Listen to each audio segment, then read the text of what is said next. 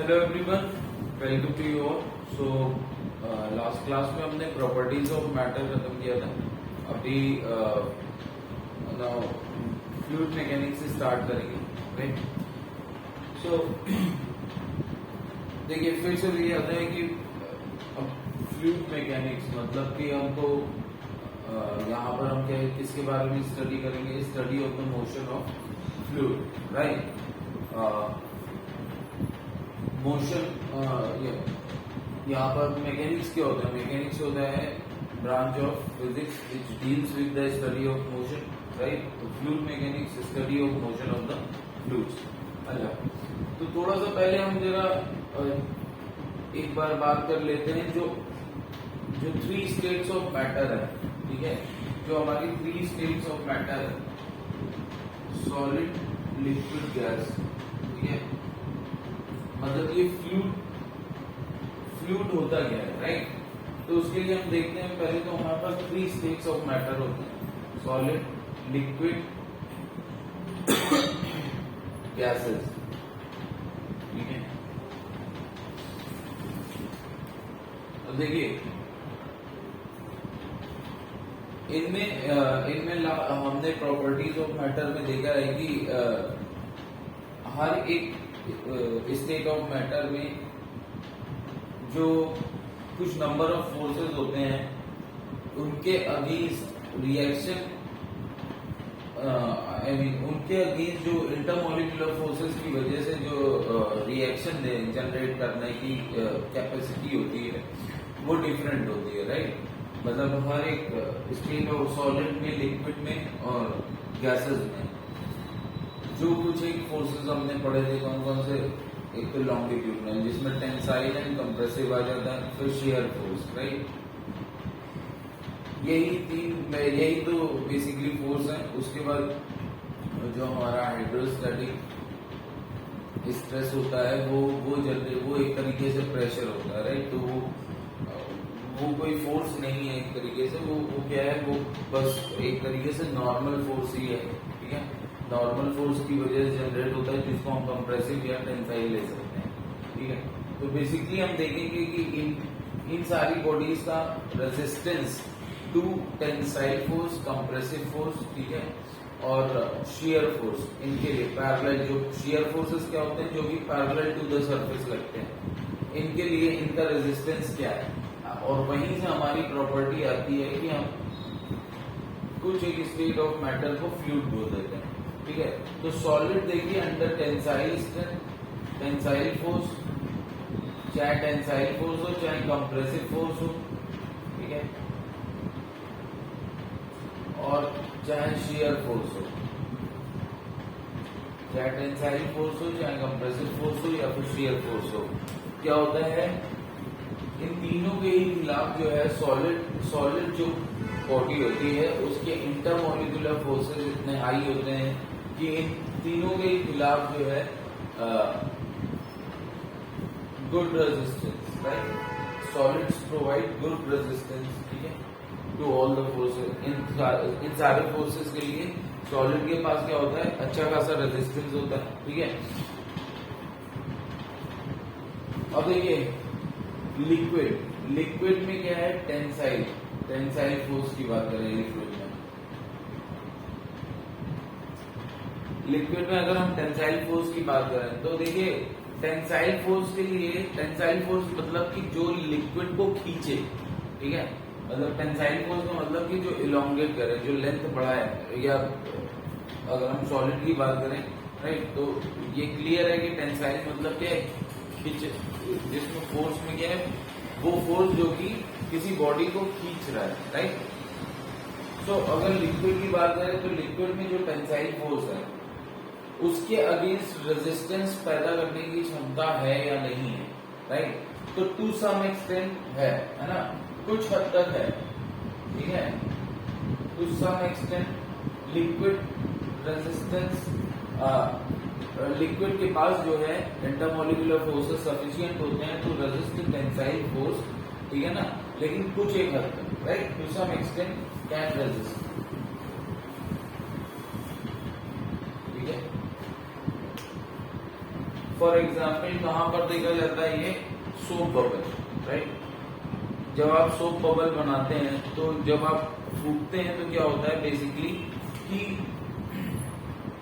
ये अगर आपका सोप बबल बनता जाता है, ठीक है, ये आपका अगर सोप बबल बनता जाता है तो इसमें बेसिकली देखिए आता क्या है कि जब आप इसको एयर ब्लो करते हैं, जब आप फूकते हैं तो यहाँ पर क्या होता है अंदर की तरफ एयर आने लगती है, ठीक है। आप जितना फूकते जाओगे ये एयर जो है क्या होगा, एयर इसके अंदर बढ़ती जाएगी। जैसे जैसे एयर बढ़ती जाएगी तो ये क्या होता है, ये फैलने लगता है, ठीक है, सोप बबल फैलने लगता है। और जब सोप बबल फैलता है ना तो बेसिकली यहाँ पर आप सरफेस पे देखिए, सरफेस पे अगर कोई एक पार्टिकल को इमेजिन करें, ठीक है, तो जब ये फैल रहा है तो इस पर जो है एक तरीके से क्या है, टेंशन फोर्स ही तो लग रहा है, ठीक है, खींच रही है इसकी सरफेस को। पूरी जो बबल बना है उसकी सरफेस पे क्या है, लिक्विड, ठीक है। अब वो जो लिक्विड सरफेस है वो क्या हो रहा है, जब आप ब्लो कर रहे हैं वो बढ़ रहा है, ठीक है ना, अपने अपने साइज में, अपने आकार में वो बढ़ रहा है। तो इसका मतलब क्या है कि उसकी सरफेस पे एक फोर्स लग रहा होगा ऐसे। मैम आप ये समझिए कि जस्ट लाइक आप बलून का एग्जांपल ले सकते हैं, ठीक है। बलून को आप लीजिए, ठीक है, और जब आप उसको ब्लो करेंगे, राइट, जब आप उसको ब्लो करेंगे तो आप बलून पे अगर कोई ऐसे मार्क मान लेते हैं, ठीक है, बलून पे ऐसे मार्क मान लीजिए और उसमें फिर एयर ब्लो करेंगे, देखिए ये बढ़ेगा, ये साइज ऐसे, ये क्या होगा, ये लाइन ऐसे इसका साइज बढ़ने लगेगा, राइट। तो साइज एक तरीके से क्या है, इस लकीर को खींचा जा रहा है, राइट। तो दैट इज टेंशन फोर्स। लेकिन वो भी बहुत कम एक्सटेंट तक ही लिक्विड अपोज कर पाता है ना। टेंशन, अगर एक्सटर्नल टेंशन फोर्स आता है तो उसको रेजिस्टेंस बहुत कमी लेवल तक इसको रेजिस्ट कर पाता है, क्योंकि थोड़ा सा बबल बड़ा होगा उसके बाद क्या हो जाएगा, बर्स्ट हो जाएगा, राइट। तो टेंसाइल फोर्स के लिए टू सम एक्सटेंट। फिर उसके बाद अगर मैं देखता हूँ कंप्रेसिव फोर्स, तो लिक्विड्स को हम लोग जनरली क्या मानते हैं, कंप्रेसिव फोर्स। लिक्विड को हम जनरली क्या मानते हैं, लिक्विड को हम जनरली मानते हैं इनकम्प्रेसिबल। इनकम्प्रेसिबल क्यों, क्योंकि हाई रेजिस्टेंस है इनके पास, high resistance to compressive forces. Compressive forces के लिए काफी हाई रेजिस्टेंस लिक्विड रखते हैं, ठीक है। तो बेसिकली हम लोग इनको इनकम्प्रेसिबल ही मानते हैं, राइट।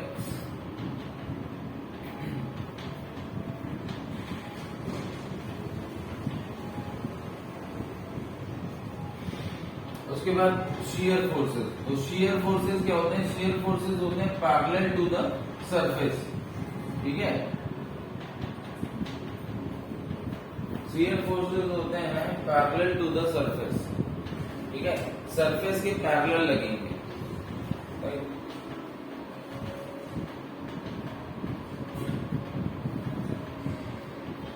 अब देखिए लिक्विड की सरफेस के पैरेलल, सपोज यहाँ पर अगर मैं पानी की ड्रॉप रखता हूँ, ठीक है, उस ड्रॉप को अगर आप इस तरीके से पैरेलली, ठीक है, पैरेलली उसकी सरफेस पे फोर्स लगाइए, राइट, उसके पैरेलली सरफेस पे फोर्स लगाइए, तो क्या वो रेजिस्ट कर पाएगा, क्या वो ड्रॉप का ड्रॉप रह जाएगा, नहीं। आप जानते हैं कि अगर इस तरीके से आप फोर्स लगाएंगे वो ड्रॉप से क्या बन जाएगा, एक लकीर बन जाएगा, राइट, एक लाइन बन जाएगा पानी की, राइट। तो वो क्यों हुआ, because it can not resist, ठीक है ना, it can not resist shear forces, ठीक है ना। तो वेरी वेरी लेस मैं क्यों लिख रहा हूं, बिकॉज देयर आर कुछ ना कुछ होता ही है रेजिस्टेंस, ऐसा नहीं है कि बिल्कुल ही रेजिस्ट नहीं करेगा, तो वेरी नेग्लिजिबल, ठीक है। पर एक जगह हम लोग कंसीडर करते हैं, ठीक है, एक जगह हम लोग कंसीडर करते हैं जब हम स्पेसिफिकली इसी रेजिस्टेंस के बारे में बात करते हैं जो शियर फोर्सेस के अगेंस्ट होता है, ठीक है। लेकिन जनरली क्या है कि शियर फोर्सेस के अगेंस्ट जो कोई भी लिक्विड है, राइट, तो शियर फोर्सेस के अगेंस्ट उसका फोर्स, उसका जो है रेजिस्टेंस इज वेरी नेग्लिजिबल। और इसी कारण से क्या होता है, दैट्स व्हाई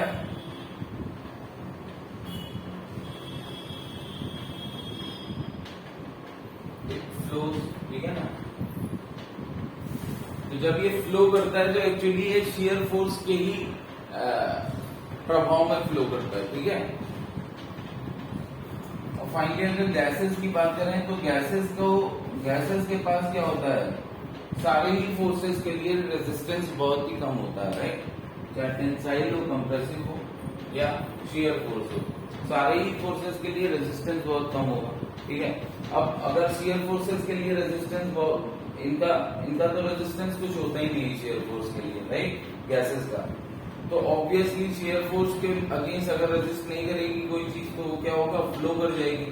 पैरेलल फोर्स लगाया जाएगा सरफेस पे तो फ्लो कर जाएगी। तो दैट्स व्हाई गैसेस और लिक्विड इन दोनों को ही हम फ्लूइड बोलते हैं। गैसेस और लिक्विड इन दोनों को ही हम क्या बोलते हैं, fluid. Fluid is something which can flow. Fluid क्या है, फ्लूइड है ना, fluid is something which can flow, ठीक है। बट जो भी हम कॉन्सेप्ट फ्लूइड मैकेनिक्स में पढ़ेंगे वो बेसिकली हम लिक्विड को लेके ही पढ़ेंगे, ठीक है। गैसेस के लिए हम अलग से देखेंगे, right, kinetic theory of gases, thermodynamics है, ठीक है। लिक्विड हम जो हमारा फ्लूइड मैकेनिक्स में जितना पोर्शन रहेगा वो बेसिकली लिक्विड पे अप्लाई होगा। हाँ, वो गैसेस पे भी अप्लाई हो सकता है लेकिन that is at very low pressure, बहुत ही लो प्रेशर, ठीक है। और हम इसकी बात हम अलग से करते हैं, राइट। तो यहाँ पर जो फ्लूइड मैकेनिक्स की बात हम करेंगे वो that is basically applicable to liquid के लिए एप्लीकेबल होगा, राइट।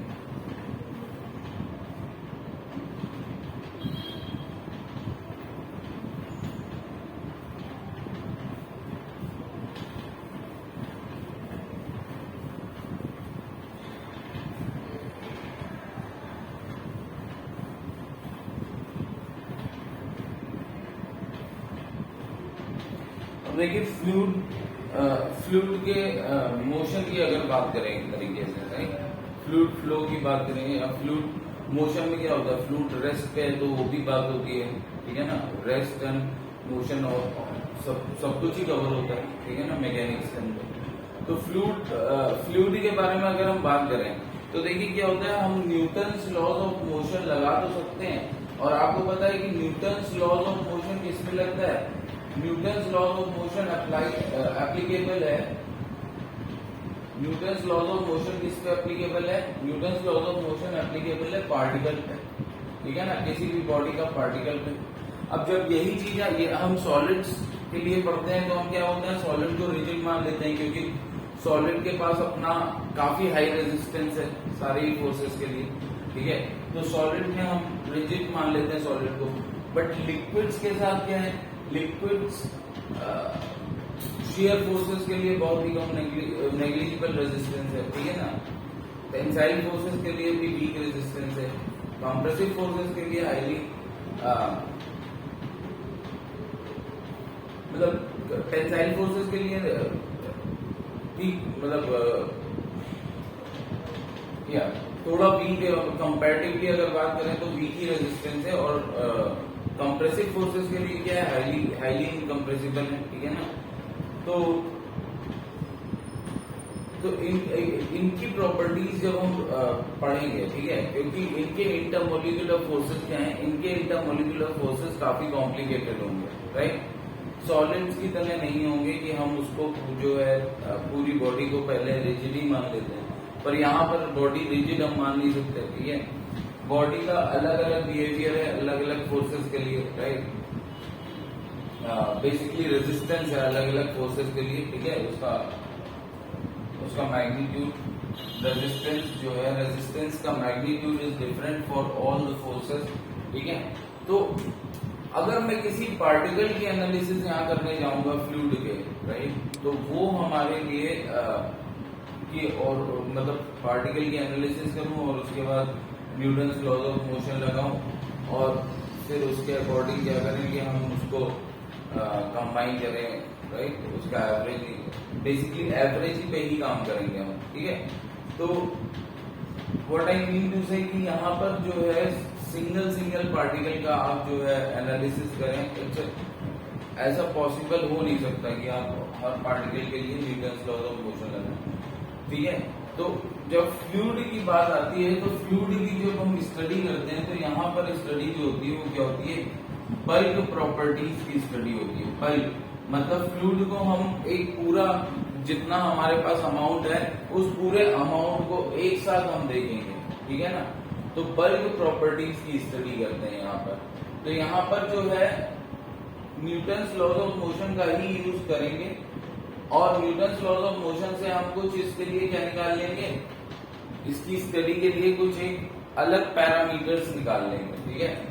अलग पैरामीटर्स निकाल लेंगे जो कि बेसिकली क्या होंगे, बल्क पैरामीटर्स होंगे, राइट।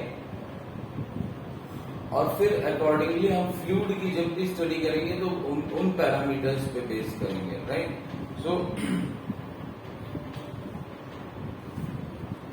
तो देखिए हम डिवाइड करते हैं अपने फ्लूइड मैकेनिक्स को 3 पोर्शंस में, ठीक है। 3 पोर्शन में हम डिवाइड करते हैं। एक होता है हमारा फ्लूइड मैकेनिक्स, फ्लूइड स्टैटिक्स,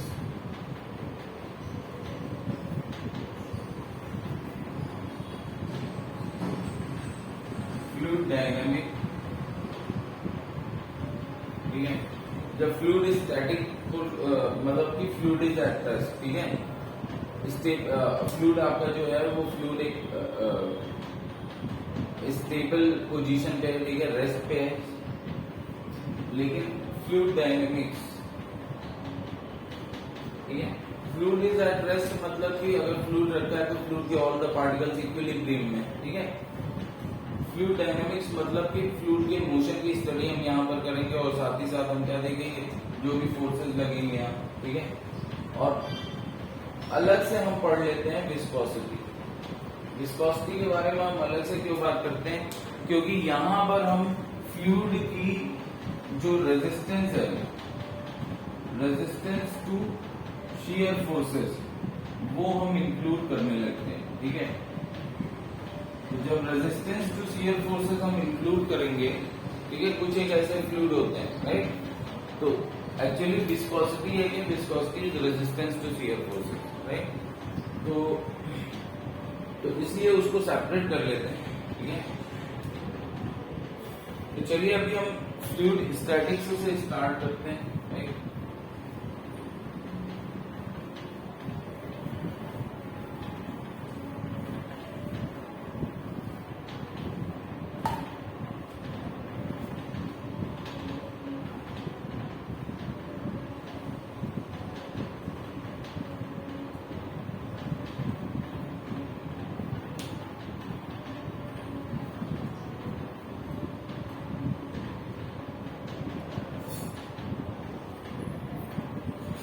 पहला हम जो है यहाँ पर अपना एजम्पशन लेके चलेंगे अभी फिलहाल, जब तक हम विस्कोसिटी तक नहीं पहुंचेंगे। तो हमारे यहाँ पे 2 एजम्पशंस रहेंगे। क्या क्या? 2 एजम्पशंस रहेंगे। पहला हमारा रहेगा कि फ्लूइड इज इनकम्प्रेसिबल, ठीक है। इनकम्प्रेसिबल होने का मतलब देखिए क्या है कि आप कितना भी आप इस पर बेसिकली इनकम्प्रेसिबल होने का मतलब क्या है कि बीटा जो होता है, beta compressive bulk modulus of elasticity, right. Bulk modulus बहुत हाई है। Bulk modulus is very high, very high, ठीक है। मतलब कि देखिए वाटर का बल्क मॉड्यूलस क्या होता है, वाटर का बल्क मॉड्यूलस होता है आपका लगभग 4 × 10⁹ न्यूटन पर मीटर स्क्वायर, राइट। 2 × 10⁹ न्यूटन पर मीटर स्क्वायर, राइट। तो इतना लगभग होता है। तो इसका मतलब हुआ क्या, देखिए बीटा होता है क्या, बीटा होता है minus of delta P, P या प्रेशर जो है upon delta P by P, ठीक है। तो मतलब ये एक तरीके से कहने का हो गया कि 2 × 10⁹ न्यूटन पर मीटर स्क्वायर, इतना 10⁹ न्यूटन पर मीटर स्क्वायर मतलब ये हो गया 2 × 10⁻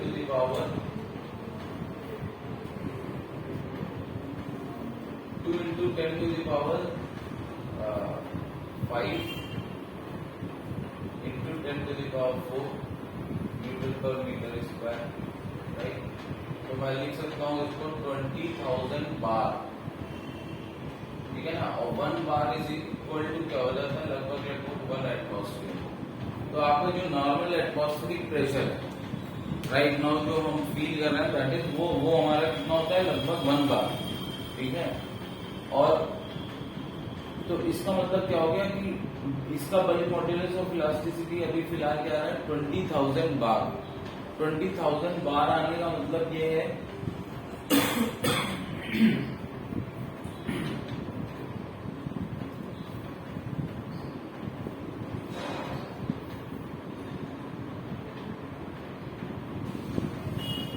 देखिए, अगर हमारा प्रेशर जो है वो इंक्रीज होता है 400 एटमॉस्फेयर तक।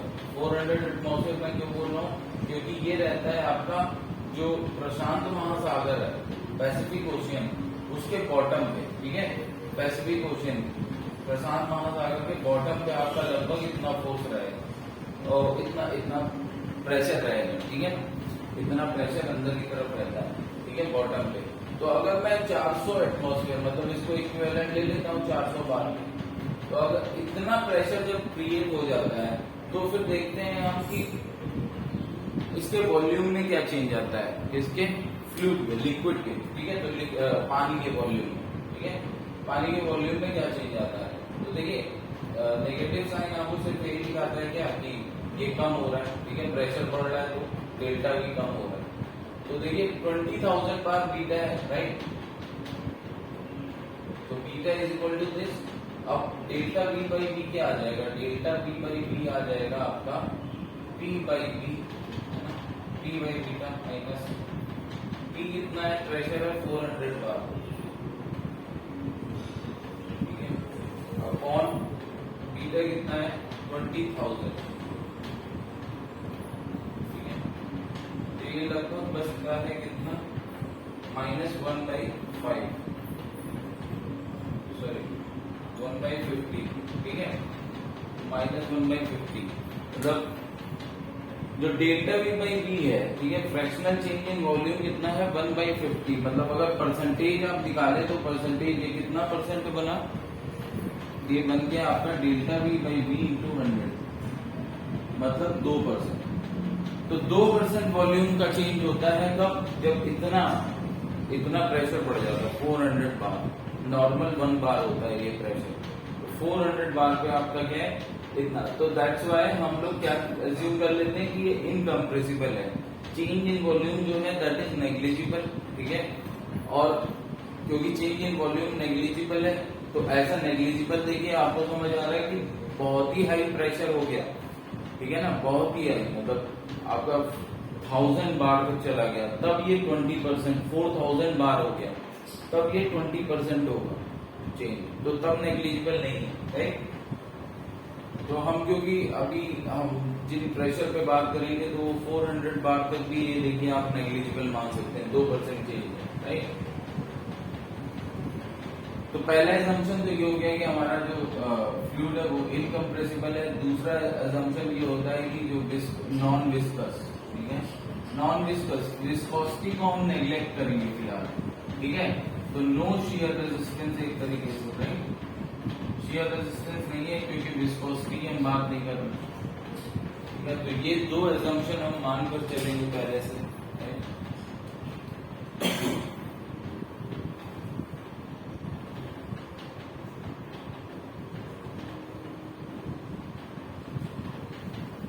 तो देखिए हम कुछ एक पैरामीटर्स की बात करते हैं जो कि हमारे फ्लूइड मैकेनिक्स को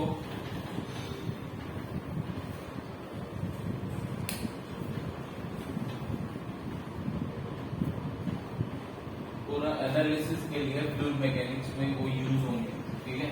तो पहला पैरामीटर है प्रेशर।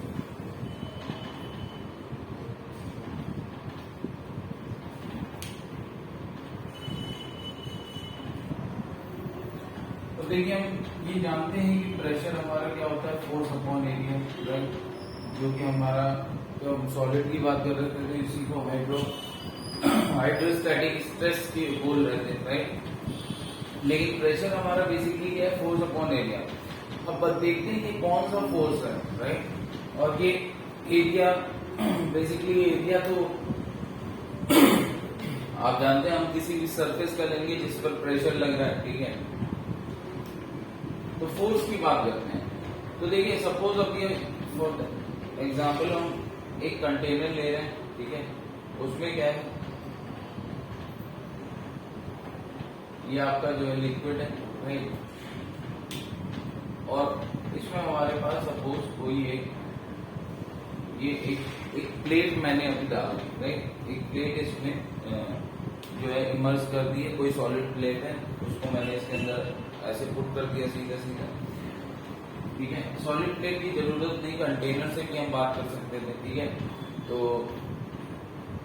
चलिए कंटेनर्स की वॉल पे देख लेते हैं, ठीक है। ये जो कंटेनर है इसकी वॉल पे हम डिस्कस करते हैं, ठीक है। तो सपोज हम अभी सबसे पहले एक पार्टिकल की बात करते हैं, ठीक है, कि फ्लूइड का एक पार्टिकल है, वो क्या हुआ, वो जाकर यहाँ पर, ठीक है ना, यहाँ पर जाकर इसको हिट करता है। ये फ्लूइड का जो एक पार्टिकल है, सपोज ये जाकर यहाँ पर इसको हिट करता है इस तरीके से, राइट। अब देखिए, यहाँ पर जब ये इसको हिट करेगा तो ऑब्वियसली जो कंटेनर क्या है, कंटेनर भी इस पर एक फोर्स लगाएगा इस तरीके से, कंटेनर इस पर एक फोर्स लगाएगा, राइट, ठीक है। कंटेनर इस पर जब एक फोर्स लगाएगा तो देखिए क्या होगा कि इस फोर्स के दो कंपोनेंट हो जाएंगे, एक तो इस तरफ पैरेलल टू द सरफेस और एक परपेंडिकुलर, ठीक है। कंटेनर पर ये दो फोर्स लग जाएंगे parallel to the surface, right. Sorry, container पर जो फोर्स लगेगा, अगर फ्लूइड इस तरीके से हिट कर रहा है तो कंटेनर इस पर फोर्स इस तरीके से लगाएगा ऑपोजिट डायरेक्शन में, और इस पर जो ये दो फोर्सेस लगेंगी ये आपके होंगे, एक हो जाएगा पैरेलल टू द कंटेनर और एक ये हो जाएगा परपेंडिकुलर, राइट।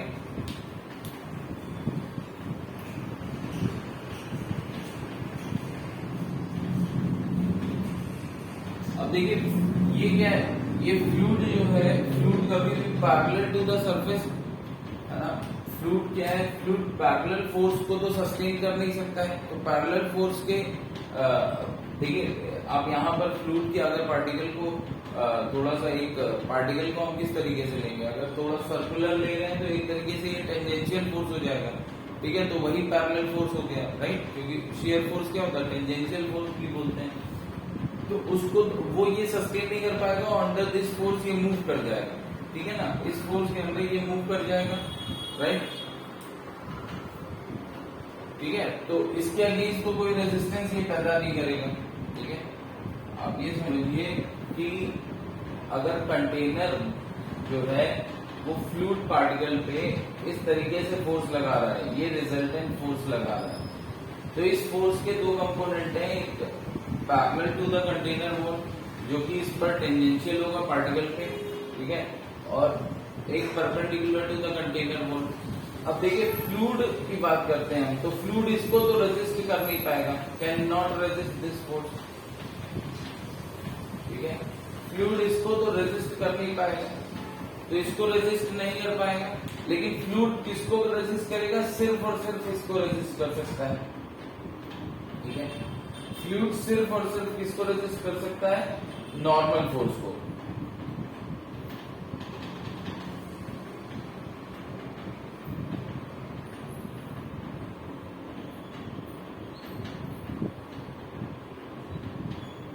ठीक है, सिर्फ इसको रेजिस्ट कर सकता है, ठीक है। ये मैं बात कर रहा हूं, ये मैं उस समय की बात कर रहा हूं, सपोज जब इनइक्विलिब्रियम है तो ये कंटेनर जो है पार्टिकल्स पे कैसे भी फोर्स लगाएगा, पार्टिकल्स क्या होंगे, अकॉर्डिंगली जो टेंजेंशियल कंपोनेंट आएगा उसके अकॉर्डिंगली ऊपर नीचे शिफ्ट हो जाएंगे। लेकिन पार्टिकल्स जो ये नॉर्मल कंपोनेंट आएगा उसके अगेंस्ट रेजिस्टेंस लगा सकते हैं, ठीक है।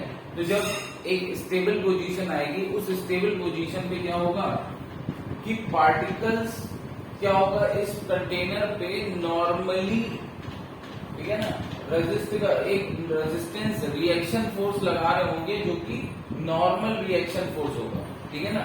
कंटेनर देखिए दो फोर्सेस लगा रही है, एक पैरेलल और एक नॉर्मल टू द सरफेस, ठीक है।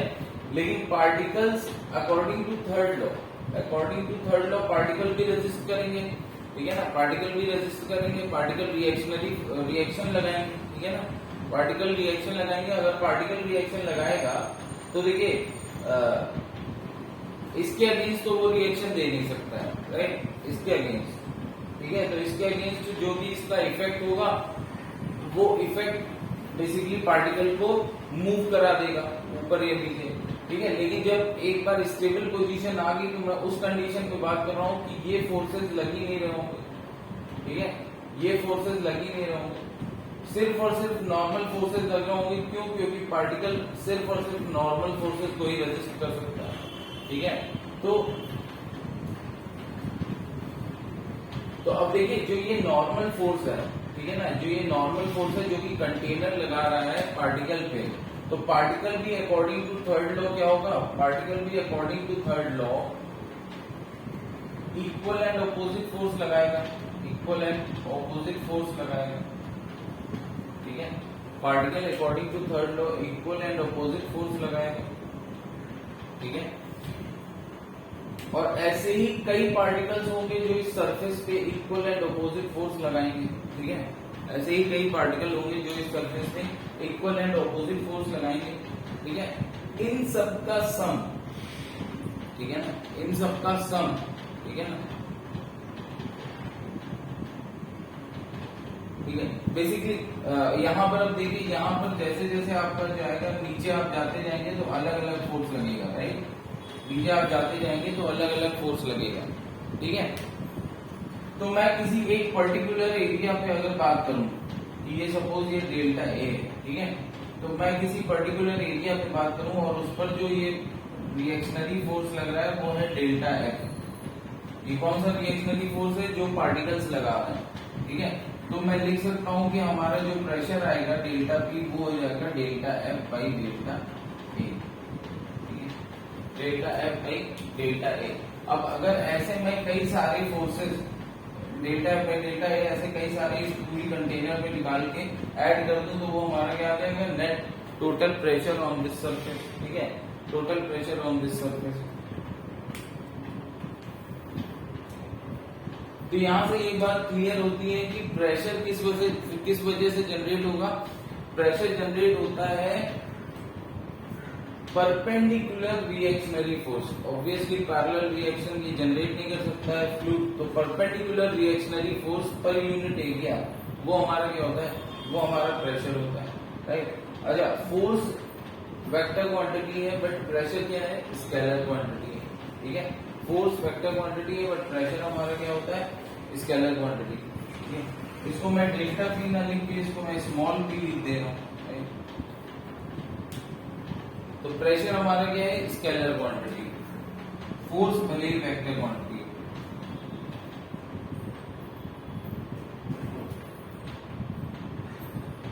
ये क्या है, वेक्टर क्वांटिटी।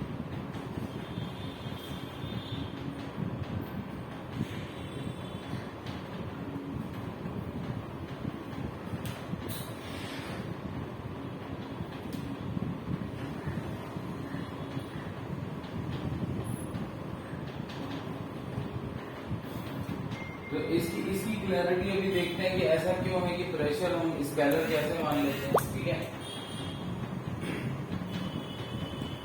लेकिन यहाँ पर सबसे पहले यहाँ पर ये बात समझिए कि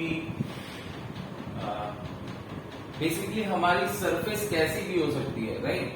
हमारी सरफेस कैसी भी हो सकती है। हमारी सरफेस अगर आप सपोज कुछ इस तरीके से, राइट, हमारी सरफेस जो है ये मान लीजिए आपने कोई सॉलिड बॉडी कुछ इस तरीके से डाल दिया है इसके अंदर, राइट, बकेट के अंदर, तो अब कहीं पर भी आप सपोज कहीं पर भी आप निकालेंगे तो क्या होगा, कहीं पर भी ये जो सरफेस है, ये सरफेस इस पार्टिकल पे कैसा भी फोर्स लगाए, राइट, जो पैरेलल टू द सरफेस आएगा फोर्स, ठीक है ना, उसके अगेंस्ट पार्टिकल जो है रिएक्शनरी फोर्स जनरेट नहीं कर सकता। जो परपेंडिकुलर टू द सरफेस आएगा फोर्स, उसके अगेंस्ट ही सिर्फ पार्टिकल क्या है कि जनरेट कर पाएगा आपका रिएक्शनरी फोर्स, ठीक है ना। तो यहां से क्लियर हो जाता है कि जब रिएक्शनरी फोर्स हमारा जो है ये सिर्फ और सिर्फ नॉर्मल फोर्स हो सकता है, ठीक है ना, नॉर्मल रिएक्शन फोर्स, ठीक है ना, नॉर्मल मतलब परपेंडिकुलर, ठीक है ना, perpendicular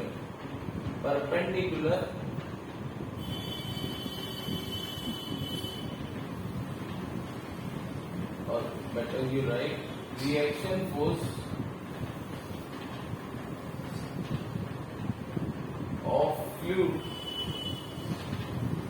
perpendicular to the surface, ठीक है ना, टू द सरफेस। और ये जो डेल्टा ए है ये क्या होता है,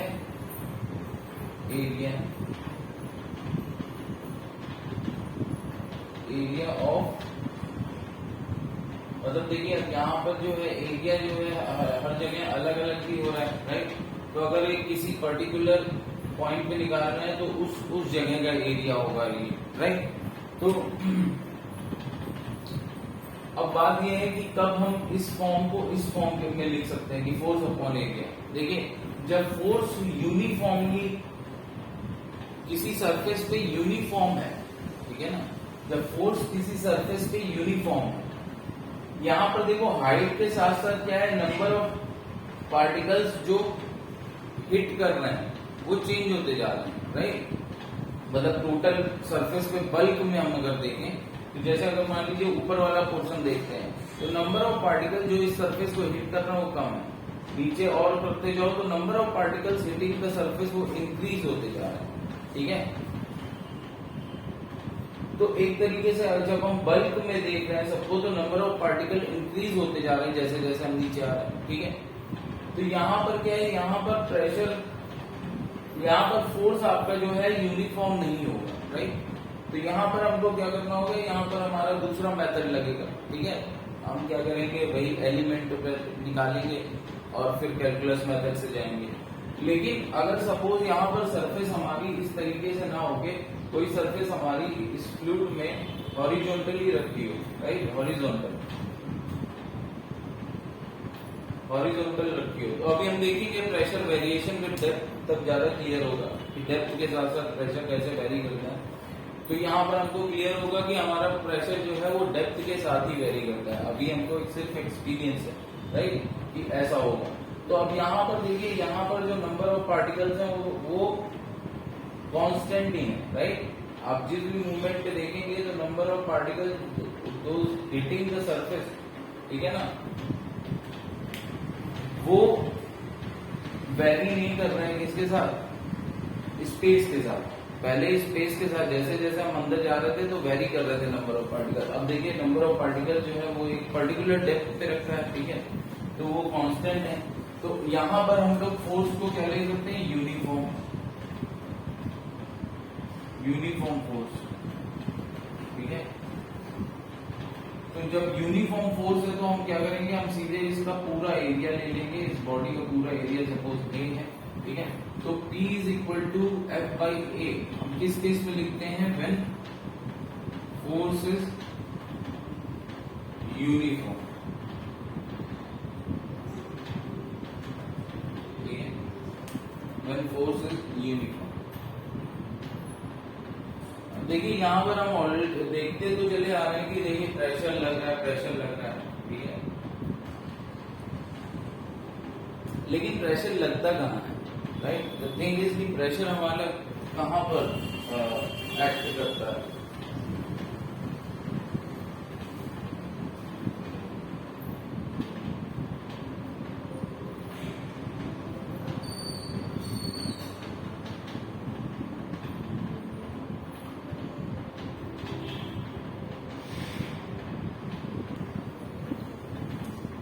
देखिए ये प्रेशर हमेशा आपको याद रखना है कहाँ लगेगा, बाउंड्री पे, इसकी फ्लूइड की बाउंड्री।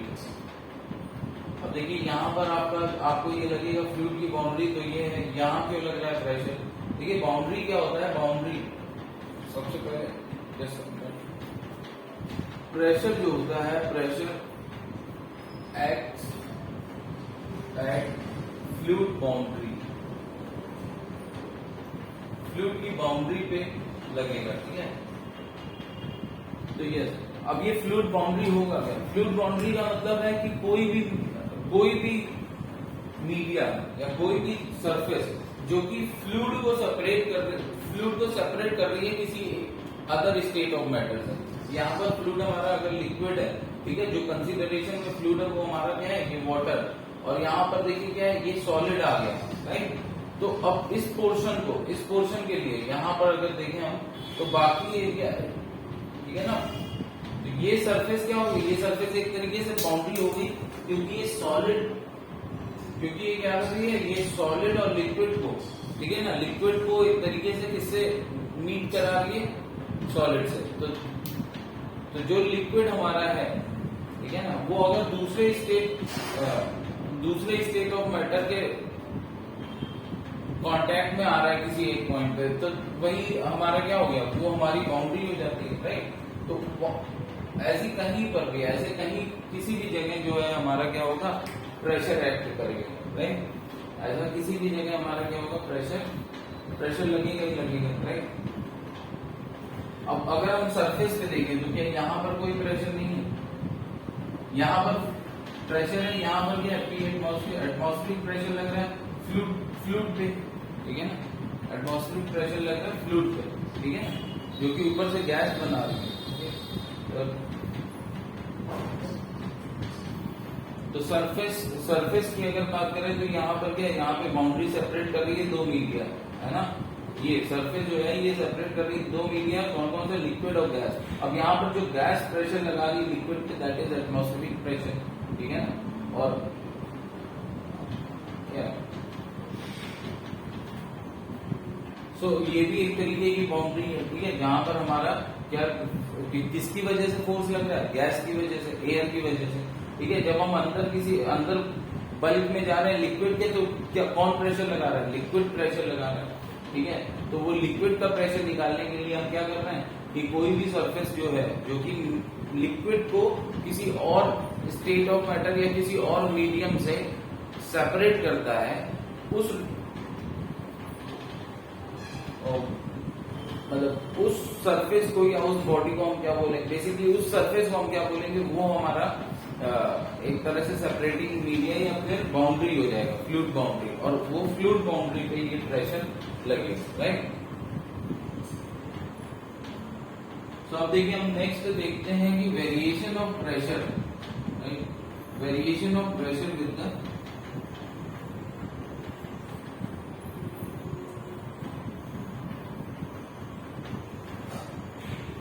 डेप्थ।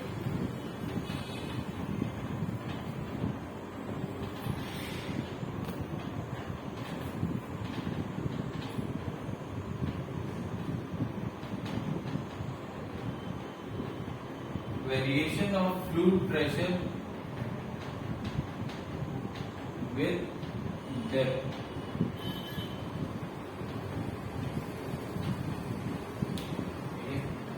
तो variation of fluid pressure with depth देखते हैं, राइट।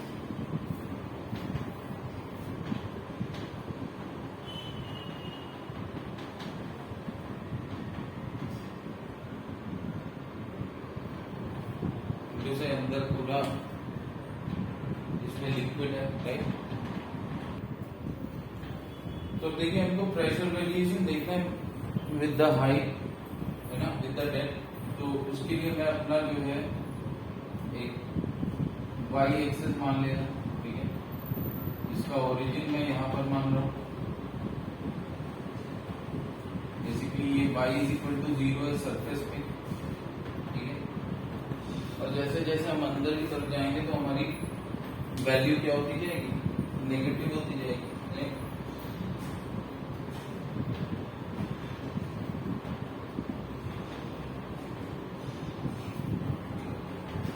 होगा खैर कोई इश्यू नहीं है, क्योंकि जो भी वैल्यूज आएंगी हम दोनों ही उसको नेगेटिव लेंगे, ठीक है। मतलब जो दो सरफेस की हम बात करेंगे वो कोई भी सरफेस क्या होगी, अंदर ही होगी, राइट। सिर्फ नेगेटिव साइन ये दिखा रहा है कि डेप्थ के साथ साथ नीचे अंदर जा रहा है तो देयर इज डेप्थ, ठीक है। तो देखिए अब यहाँ पर हम प्रेशर किसी एक पर्टिकुलर पॉइंट पे अगर हमको प्रेशर निकालना है, ठीक है, हमको प्रेशर का वेरिएशन देखना है हाइट के साथ, ठीक है। तो अब देखिए यहाँ पर नॉट नेसेसरी कि हम कोई चीज पुट करें फिर उस पर प्रेशर देंगे, ठीक है। हम यहाँ पर सिर्फ एक वेरिएशन देखना चाहते हैं डेप्थ के साथ प्रेशर का, तो हम क्या करेंगे, हम यहाँ पर एक एलिमेंट लेंगे, क्योंकि देखिए एक तरह से ऊपर वाला जो फ्लूइड है वो नीचे वाले फ्लूइड की लेयर पे प्रेशर लगा रहा है, ठीक है। ऊपर वाला फ्लूइड जो है वो नीचे वाले फ्लूइड की लेयर पे प्रेशर लगा रहा है। तो जरूरी नहीं है कि हम अलग से कोई सरफेस रखें, एक इमेजिनरी सरफेस रख लेते हैं, ठीक है। एक इमेजिनरी सरफेस मान लेते हैं, ठीक है। बेसिकली ये इमेजिनरी सरफेस ना होके ये क्या है, ये एक इसी फ्लूइड का जिस फ्लूइड पे हम वर्क कर रहे हैं उसी फ्लूइड का हम इस पोर्शन की बात कर रहे हैं, इतने पोर्शन की बात कर रहे हैं। एक क्यूबॉइड फॉर्म में हमारा जो है इसी फ्लूइड का जो अमाउंट ऑफ लिक्विड इस क्यूबॉइड के अंदर है, ठीक है। जो अमाउंट ऑफ लिक्विड इस क्यूबॉइड के अंदर है हम उसी पे कंसंट्रेट करते हैं, उसी पे देखते हैं कि बाकी बचे फ्लूइड की वजह से इस पर क्या फोर्स लग रहा है, या सॉरी इस पर क्या प्रेशर लग रहा है, ठीक है। बाकी जो इस imaginary cuboidal form of fluid को, क्यूबॉइडल फॉर्म ऑफ लिक्विड को बाकी सारे लिक्विड ने जो घेरा है, तो वो बाकी सारा लिक्विड इस क्यूबॉइड पे इस इमेजिनरी अमाउंट ऑफ लिक्विड पे, ठीक है ना, कितना प्रेशर लगा रहा है, राइट। तो उससे वो बेसिकली अगर मुझे पता चल जाता है तो वो हाइट के साथ वेरिएशन समझ आ जाएगा, राइट। तो अब देखिए ये हम मान लेते हैं y1 है, ठीक है, और ये नीचे वाली सरफेस का क्या है, y2 है।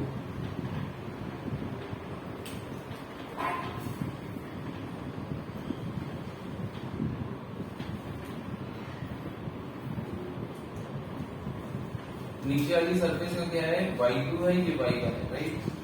तो अब देखिए यहाँ पर क्या है, सपोज यहाँ पर प्रेशर लग रहा है P1, ठीक है, और यहाँ पर बॉटम में प्रेशर लग रहा है P2। एरो दिखाते हैं क्योंकि एरो देखिए क्या है कि ये जो प्रेशर है ये कोई स्केलर क्वांटिटी है, ये तो ठीक है ना, लेकिन ये क्या होता है, ये हमेशा आप जिस भी बॉडी पर प्रेशर लगा रहे हैं उस बॉडी पर वो प्रेशर कैसे away from the liquid act करेगा, ठीक है ना।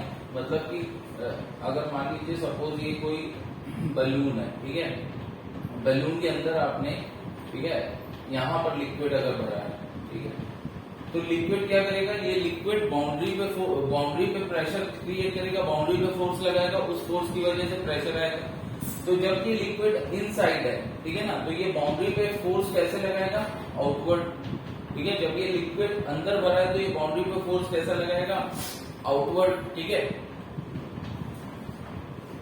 तो अब देखिए इसमें होता क्या है कि ये फोर्स सपोज ये डेल्टा एफ है, ठीक है, ये आउटवर्ड लगेगा नॉर्मली, ठीक है। तो अच्छा, अब यहाँ पर जो हम एरिया लेंगे वो भी कौन सा लेंगे, ये वाला, और इस एरिया को एरिया ना मान के हम एरिया वेक्टर की तरह एज्यूम करते हैं, और यहाँ पर एरिया वेक्टर किस तरफ होगा, अवे फ्रॉम द लिक्विड, ठीक है ना। जिस लिक्विड की वजह से हम प्रेशर निकाल रहे हैं, तो एरिया वेक्टर हम हमेशा उस जिस जगह पे हम प्रेशर निकाल रहे हैं उस जगह का एरिया वेक्टर, उस सरफेस का एरिया वेक्टर हम हमेशा क्या मानेंगे, अवे फ्रॉम द लिक्विड, ठीक है। इसीलिए हम लोग ये प्रेशर क्या लिख पाते हैं, डेल्टा एफ बाई डेल्टा ए, जबकि ये दोनों ही वेक्टर है। तो यहाँ से बेसिकली अगर आप इसको इस तरीके से देखें कि डेल्टा एफ क्या हो जाता है, P इंटू डेल्टा ए, ठीक है। तो ये एक तरीके से क्या है कि जो फोर्स लग रहा है वो स्केलर मल्टीपल है एरिया वेक्टर का। फोर्स जो है वो स्केलर मल्टीपल है एरिया वेक्टर का, ठीक है। तो ठीक है, तो प्रेशर हमेशा बेसिकली क्या होता है, प्रेशर हमेशा कहां से, जिस भी लिक्विड की वजह से आप किसी सरफेस पे प्रेशर निकाल रहे हैं, तो प्रेशर हमेशा क्या होगा, अवे फ्रॉम लिक्विड। मतलब प्रेशर कहां लगता है, बाउंड्री पे। तो जब बाउंड्री पे देख रहे हैं आप प्रेशर, और किस वजह से देख रहे हैं, किसी एक फ्लूइड की वजह से देख रहे होंगे उस बाउंड्री पे प्रेशर। तो अगर फ्लूइड नीचे है तो प्रेशर ऊपर होगा, ठीक है, इस सरफेस पे प्रेशर ऊपर होगा। अगर फ्लूइड ऊपर है तो सरफेस पे प्रेशर नीचे होगा। तो क्योंकि प्रेशर हमेशा अवे फ्रॉम द लिक्विड लग रहा है, ठीक है ना, तो प्रेशर की कोई डायरेक्शन नहीं है कि डायरेक्शन चेंज हो रही टुवर्ड्स लिक्विड, अवे फ्रॉम, हमेशा कहां लग रहा है, लिक्विड से अपोजिट साइड में। कौन से लिक्विड से, जिस लिक्विड की वजह से प्रेशर निकाल रहे हैं, ठीक है। इसलिए हम इसको डील कर लेते हैं स्केलर, ठीक है, और अकॉर्डिंगली एरिया वेक्टर को हम चेंज कर लेते हैं। जो एरिया वेक्टर हमारा क्या हो गया, एरिया वेक्टर हमारा है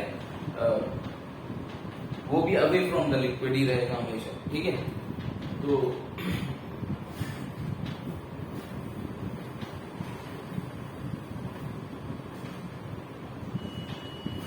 अब देखिए यहाँ पर सपोज ये क्या है, ये प्रेशर P1 है और ये प्रेशर P2 है।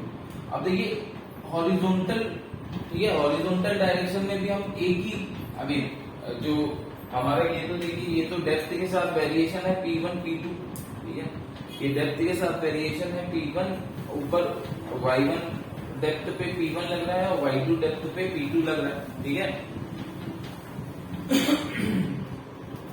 लेकिन हमारा हॉरिजॉन्टली देख लेते हैं, क्या हॉरिजॉन्टली भी चेंज करता है। देखिए ये वाली जो पीछे वाली सरफेस है उस पे सपोज ये P3 लग रहा है ना, PH1 लग रहा है, और ये जो है PH2 लग रहा है। अगर मैं नेम दे दूं A B C D E F G, ठीक है, तो एक हमारा ABCD EF GH है। अच्छा, ABCD पे जो प्रेशर है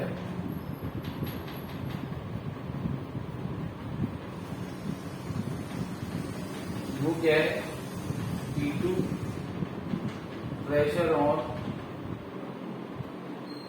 EFGH, P1 pressure on ADFG, ठीक है। ये अलग अलग फेसेस या बाउंड्री लिख दे रहा हूं ताकि आपको क्लियर हो क्या लिखा है मैंने। PH1 प्रेशर ऑन BCE, ये E है, BCEH PH2, ठीक है। अब जरा इस एलिमेंट का अलग से मैं FBD बना लेता हूँ, ठीक है। अब देखिए मैंने इस स्पेस ABHG, इस स्पेस पे कोई प्रेशर नहीं अभी एज्यूम कर रहा हूँ, क्योंकि देखिए हमको क्या है कि जो इफेक्ट हमारा इन PH1 PH2 की वजह से आएगा, ठीक है ना, जो हमारा रिलेशन PH1 PH2 में आ जाएगा वही रिलेशन इन पे जो फोर्स लग रहा है उस पे होगा, क्योंकि ये सेम डेप्थ पे है एक तरह से हॉरिजॉन्टल। अगर हम देखें तो ये हॉरिजॉन्टली, ये एक तरीके से हॉरिजॉन्टल होगा ना, दोनों ही फेस, जो फेस हमारा ADFG और BCEH है, ठीक है ना, ये जो कॉम्बिनेशन है सिमिलर कॉम्बिनेशन है BHGA और FDCE, ठीक है। तो जो हमारा हमने एक को कंसीडर कर लिया है, दूसरा अपने आप ही कंसीडर हो चुका है, राइट। तो यहाँ सिर्फ ये क्लैरिटी हो जाएगी कि जो हमारा प्रेशर वेरिएशन है वो सिर्फ डेप्थ के साथ होता है, ठीक है। हॉरिजॉन्टल पोजीशन में प्रेशर वेरिएशन कब तक नहीं होता है वो भी क्लियर हो जाएगा, राइट। तो अब देखिए यहाँ पर अगर मैं बात करूं तो ये एलिमेंट की मैं FBD बना लेता हूँ।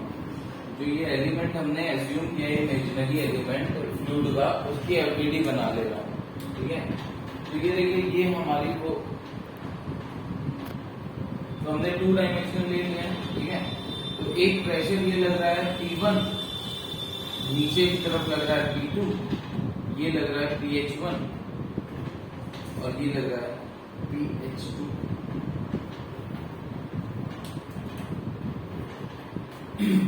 यहाँ पर एक चीज और समझिए कि ये जो एलिमेंट है फ्लूइड का, ये जो फ्लूइड का एलिमेंट है, इस एलिमेंट का एक फोर्स भी लग रहा होगा नीचे की तरफ, वेट, सॉरी, इस एलिमेंट का वेट भी लग रहा होगा नीचे की तरफ, right.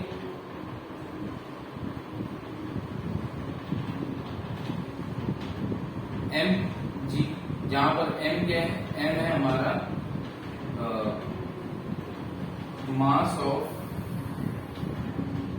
Imaginary fluid,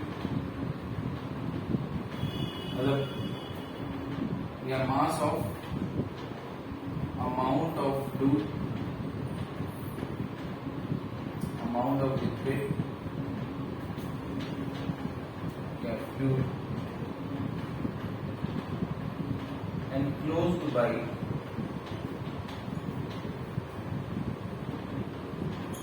imaginary cuboid, enclosed by imaginary cuboid, ठीक है। तो ये मास होगा क्या,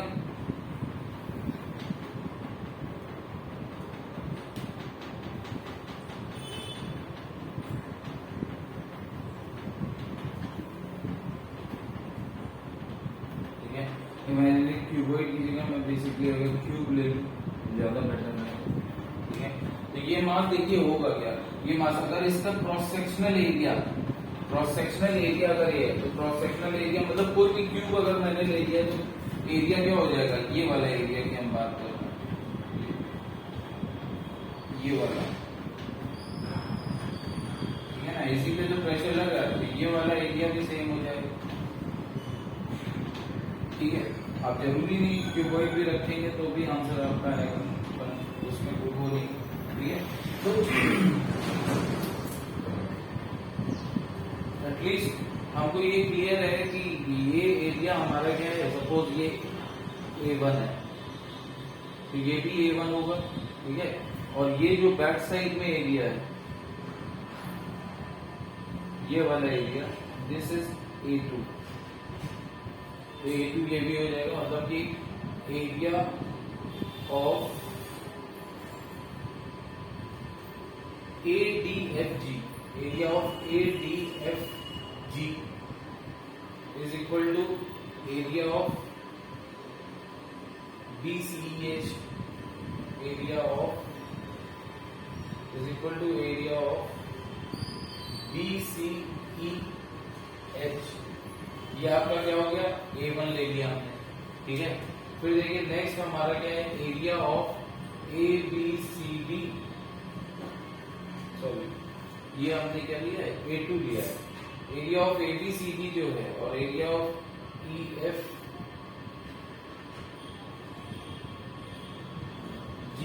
ये हमारा क्या हो गया, A1,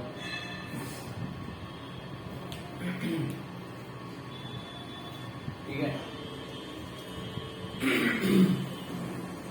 एम के बारे में अभी हम थोड़ी देर में लिखते हैं, पहले हम थोड़ा कुछ इक्वेशन लिख लेते हैं, ठीक है। अब देखिए अगर ये फ्लूइड, हम अभी स्टैटिक, हम फ्लूइड स्टैटिक्स पढ़ रहे हैं, ठीक है। तो फ्लूइड स्टैटिक्स में हम क्या मान रहे हैं कि ये जो पूरा हमारा बल्क मैटर है, ठीक है ना, फ्लूइड है, वो हमारा क्या है, स्थिर है, राइट, स्टैटिक है, रेस्ट पे है, ठीक है। तो अगर हम किसी भी फ्लूइड एलिमेंट को लें तो वो भी रेस्ट पे होगा, मतलब उस पर चारों तरफ से लगने वाले फोर्स बराबर होंगे, ठीक है। चारों तरफ से मतलब कि रेस्ट पे है ना, ये फ्लूइड एलिमेंट मूव तो कर नहीं रहा, तो चारों तरफ से लगने वाले फोर्स क्या है, बराबर है, इक्विलिब्रियम पे होगा ये, ठीक है। तो sigma Fx is equal to 0 और sigma Fy is equal to 0, ये इक्विलिब्रियम पे, राइट। ये फ्लूइड क्या है, ये फ्लूइड एलिमेंट इक्विलिब्रियम पे है, तो sigma Fx is equal to 0, sigma Fx is equal to 0 होगा। अब सिग्मा Fx है क्या, देखो PH1 into A2, right, PH1 into A2, ठीक है। ये इस तरफ फोर्स है, PH2 minus PH2 into A2, ये 0 हो जाएगा। 0 क्यों होगा? क्योंकि हॉरिजॉन्टल डायरेक्शन में कोई एक्सीलरेशन तो है नहीं, तो सिग्मा एफएक्स 0 हो जाएगा। ठीक है, हॉरिजॉन्टल डायरेक्शन में कोई एक्सीलरेशन है नहीं, सिग्मा एफएक्स 0 हो जाएगा। तो PH1 इंटू A2, क्योंकि फोर्स क्या होगा? Pressure into area. यहाँ का एरिया हमने A2 माना, सेम यहाँ का भी एरिया होगा। तो यहाँ से ये क्लियर हो जाता है कि ये देखिए PH1 right is equal to PH2, मतलब कि हॉरिजॉन्टली प्रेशर वेरी करेगा ही नहीं। ये फ्लूइड एलिमेंट आपको जितना दिख रहा है उतना नहीं होगा, ये छोटा सा ही है, ठीक है ना, एलिमेंट है। तो किसी एक एलिमेंट पे हम बात कर रहे हैं, तो वो एलिमेंट में ये जो चेंजेस होंगे, मतलब डेप्थ के बहुत ज्यादा तो है नहीं, ठीक है। एक्चुअली जब सरफेस ऐसे रखी होती है वर्टिकली, तो ये जो प्रेशर होता है ये प्रेशर भी क्या होता है, अगर दो सरफेस आपने ऐसे ऐसे रख दी जो कि सेम हाइट सेम लेंथ की हैं और सेम डेप्थ पे रखी हुई है, मतलब कि उसका नीचे वाला पोर्शन ऊपर वाला पोर्शन दोनों सेम डेप्थ पे हैं, तो फिर इन दोनों का सेंटर ऑफ प्रेशर आ जाता है, ठीक है ना। तो वो सेंटर ऑफ प्रेशर एक पॉइंट ही होता है जहां पर ये फ्लूइड प्रेशर इस सेट टू एज्यूम करते हैं कि एक्ट कर रहा है। वो सेंटर ऑफ मास या सेंटर ऑफ ग्रेविटी नहीं होता, सेंटर ऑफ प्रेशर अलग ही होता है, ठीक है। तो और वर्टिकल, अगर कोई वर्टिकल प्लेट रखी है तो उस पे अगर हमको निकालना भी है तो हमें इंटीग्रेशन मेथड पे एक बार जाना पड़ेगा, लेकिन उसके बाद हम देखेंगे कि हम अगर सेंटर ऑफ प्रेशर निकाल लेते हैं इजिली, तो वो फिर पूरा फोर्स क्या होता है, जो हमारा ये जो फोर्स लगता है, जो प्रेशर लगता है, वो बेसिकली उसी पॉइंट पे लगेगा, राइट। बट यहाँ पर जब हमने लिया है PH1 PH2, तो हमने वो कंसीडरेशन वो उस चीज को कंसीडर नहीं किया है। हम सिर्फ और सिर्फ क्या कंसीडर कर रहे हैं कि ये PH1 PH2 देखिए सेम पॉइंट पे ही लग रहे होंगे, क्योंकि दोनों ही सरफेस का सेंटर ऑफ प्रेशर एक ही जगह होगा, राइट। सेंटर ऑफ प्रेशर बस एक पॉइंट है मान लीजिए, तो वो सेम डेप्थ पे ही होगा दोनों का, क्योंकि दोनों जो है सेम ही डेप्थ पे रखे हुए हैं, ठीक है ना। तो इनका सेंटर ऑफ प्रेशर भी सेम डेप्थ पे आएगा, ठीक है। तो इसीलिए हमने क्या करें, यहाँ से हमको ये क्लियर हो रहा है कि PH1 is equal to PH2 आ गया। क्यों? क्योंकि यहाँ पे हमारा क्या है, हॉरिजॉन्टल सेम हॉरिजॉन्टल लेवल पे हमारा जो प्रेशर होता है वो क्या होता है, बराबर होता है, ठीक है। अब मेन आते हैं हम जो सिग्मा Fy की बात करते हैं। तो सिग्मा Fy अगर इज इक्वल टू 0 करेंगे तो क्या आएगा,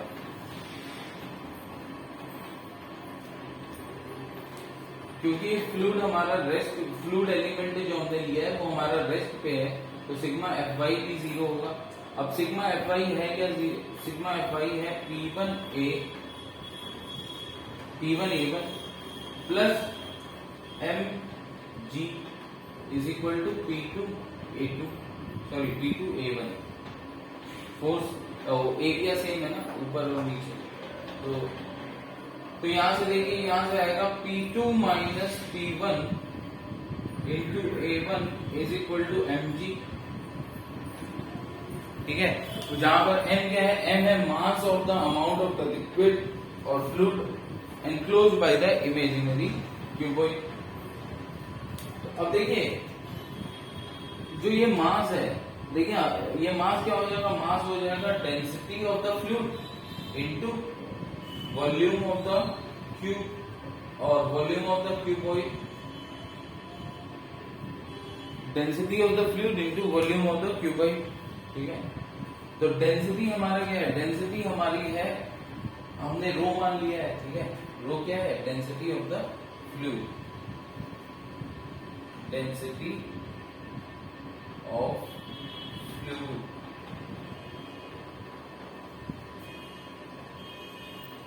अब वॉल्यूम ऑफ क्यूबॉइड क्या होगा, देखिए एरिया ऑफ क्रॉस सेक्शन आपको पता है, तो अगर ये वाला एरिया ऑफ क्रॉस सेक्शन ले रहे हैं तो this area of cross section into height, ठीक है ना।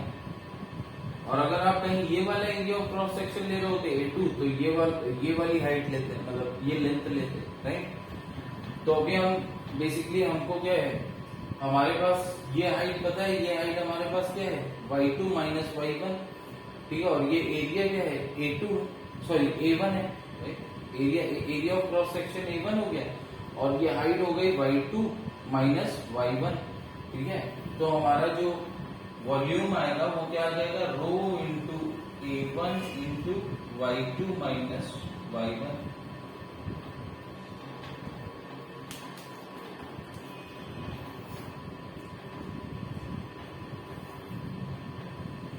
ठीक है ना। ये वैल्यू हम यहां पर रख देते हैं, इस वैल्यू को हम यहां पर रख देते हैं,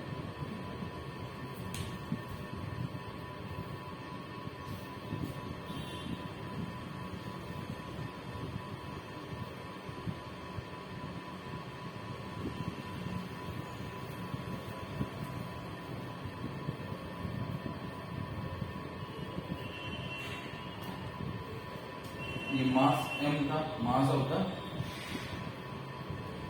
amount of fluid enclosed bye imaginary cuboid, right. तो ये मास m था। तो देखिए यहां से जो P2 माइनस P1 आया इंटू A1, ये हो जाएगा rho into A1 y2 minus y1 into G। A1 cancel हो गया, ठीक है। यहां से आया P2 minus P1 is equal to rho G y2 minus, ठीक है। तो ये देखिए इतना ये क्लियर होता है कि वर्टिकली अगर डेप्थ के साथ हम लोग नीचे, डेप्थ अगर हमारी चेंज हो रही है तो हमारा कुछ ना कुछ प्रेशर में चेंज आ जाता है, बट सेम हॉरिजॉन्टल लेवल पे क्या होता है, प्रेशर कांस्टेंट रहता है। किसी भी एक गिवन फ्लूइड में सेम हॉरिजॉन्टल लेवल पे प्रेशर कैसा होता है, कांस्टेंट होता है, बट वर्टिकली जो होता है प्रेशर जो है अमाउंट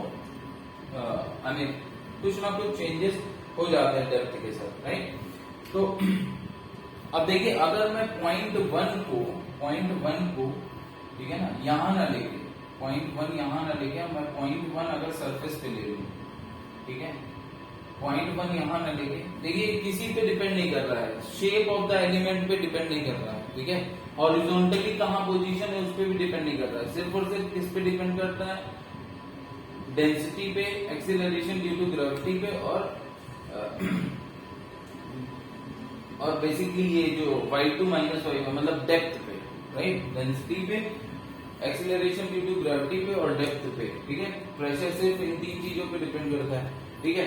तो अब हमको ये क्लियर हो गया कि हमें ये एलिमेंट की तो जरूरत है ही, हमको सिर्फ दो पॉइंट की जरूरत है, और हम बता सकते हैं कि फ्लूइड में प्रेशर कहाँ होगा, क्यों, क्योंकि फ्लूइड पे प्रेशर सिर्फ और सिर्फ डेप्थ की वजह से डिपेंड करता है, डेप्थ पे डिपेंड करता है, ठीक है।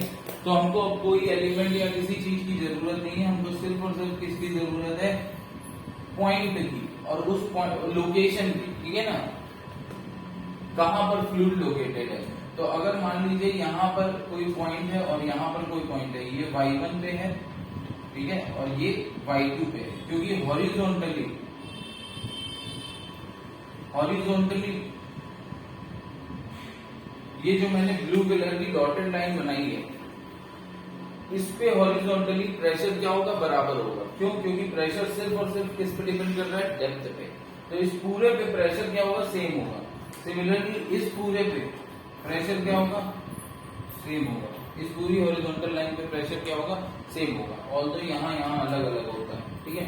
तो अब देखिए अगर मैं पॉइंट वन यहाँ लू, पॉइंट टू यहाँ लू, तो हमारे पास एक्सप्रेशन क्या आएगा, P2 minus P1 is equal to rho g y2 minus y2, right.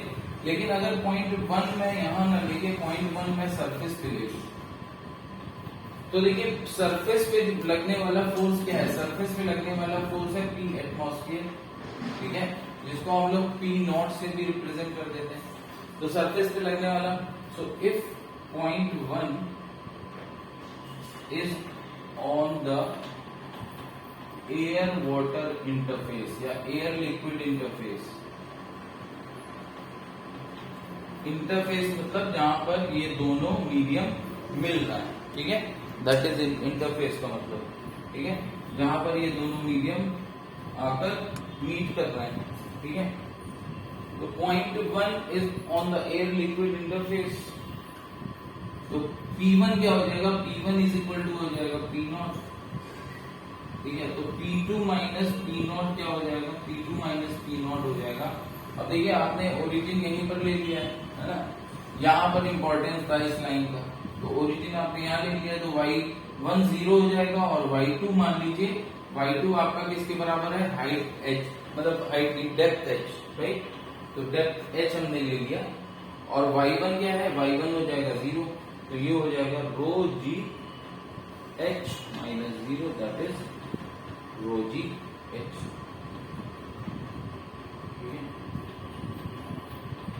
तो किसी भी लिक्विड, अगर किसी भी लिक्विड के अंदर अगर हम जा रहे हैं, तो लिक्विड के अंदर हमारा जो प्रेशर P2 आता है वो हमारा क्या हो जाता है, P0 प्लस रो जी एच, जहां P0 क्या है, atmospheric pressure.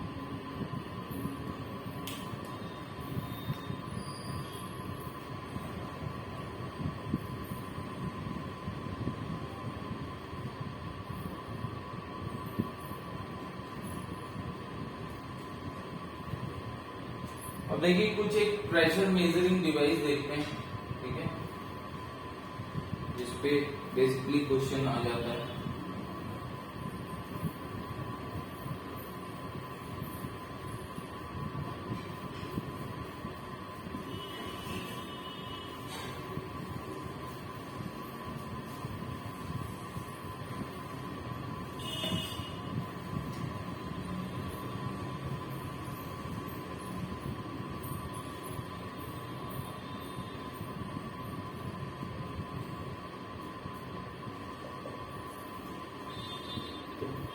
Pressure measuring device देखते हैं पहले।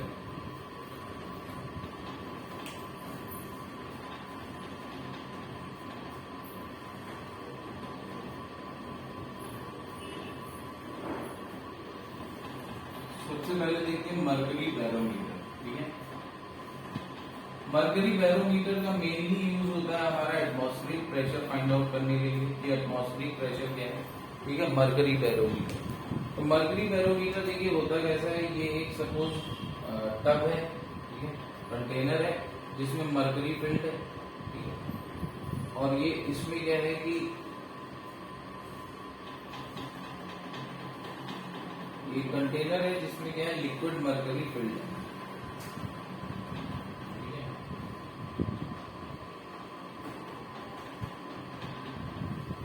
लिक्विड मर्करी है। अब इसमें आपने क्या करा, एक ग्लास ट्यूब, टेस्ट ट्यूब आपने उल्टा करके इस तरीके से रख दिया है, ठीक है, और यहाँ पर क्या है, ये पूरे में वैक्यूम है। आपने ग्लास ट्यूब को उल्टा करके रखा है और यहाँ पर आपने सपोज अगर वैक्यूम है, राइट,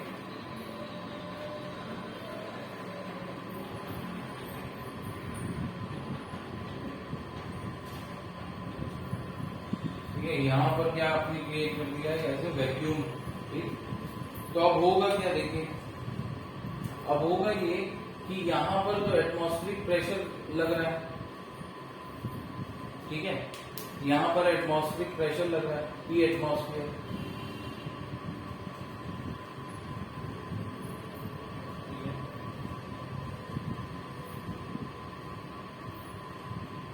अब यहाँ एटमॉस्फेरिक प्रेशर लग रहा है, यहाँ पर वैक्यूम है, तो ये क्या होगा, यहाँ पर मर्करी लेवल कुछ राइज कर जाएगा, ठीक है, यहाँ मर्करी लेवल कुछ ऊपर चला जाएगा,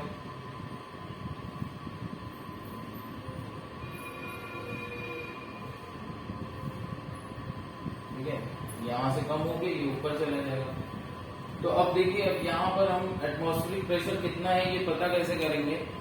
तो सपोज ये हाइट कितना ऊपर चला गया, h अमाउंट ऑफ हाइट ये ऊपर राइज कर गया है, ठीक है। अब आप ये जानते हैं कि किसी भी गिवन लिक्विड में हॉरिजॉन्टल लेवल पे क्या होता है, हॉरिजॉन्टल लेवल पे प्रेशर बराबर होता है, किसी भी गिवन लिक्विड में हॉरिजॉन्टल लेवल पे प्रेशर बराबर होता है। तो हम 2 पॉइंट कंसीडर करेंगे। जब भी आपको कोई क्वेश्चन आता है मैनोमीटर मतलब प्रेशर डिवाइस पे, तो आप क्या करेंगे, आप हमेशा 2 पॉइंट चूज करिए कि किनके बीच, पूरे फ्लूइड में यही काम चलेगा। 2 पॉइंट पहले चूज करेंगे कि किनके बीच में हमारा क्या है, किनके बीच में हमको प्रेशर निकालना है, प्रेशर डिफरेंस किसके बीच में हमको एनालिसिस करनी है इन 2 पॉइंट के बीच में, ठीक है। और उसके बाद बस वो सिंपल एक प्रेशर की इक्वेशन लिखते जाएंगे, राइट। तो यहाँ पर हमने पॉइंट 1 ये ले लिया और पॉइंट 2 ये ले लिया, ठीक है। पॉइंट 1 हमने ये इस तरीके से लिया है और पॉइंट 2 ये लिया है। तो अब देखिए pressure at point 1 is equal to pressure at point 2, क्योंकि सेम हॉरिजॉन्टल लेवल पे है और सेम लिक्विड में है। सबसे बड़ी बात है कि ये किसमें है, सेम लिक्विड में, राइट।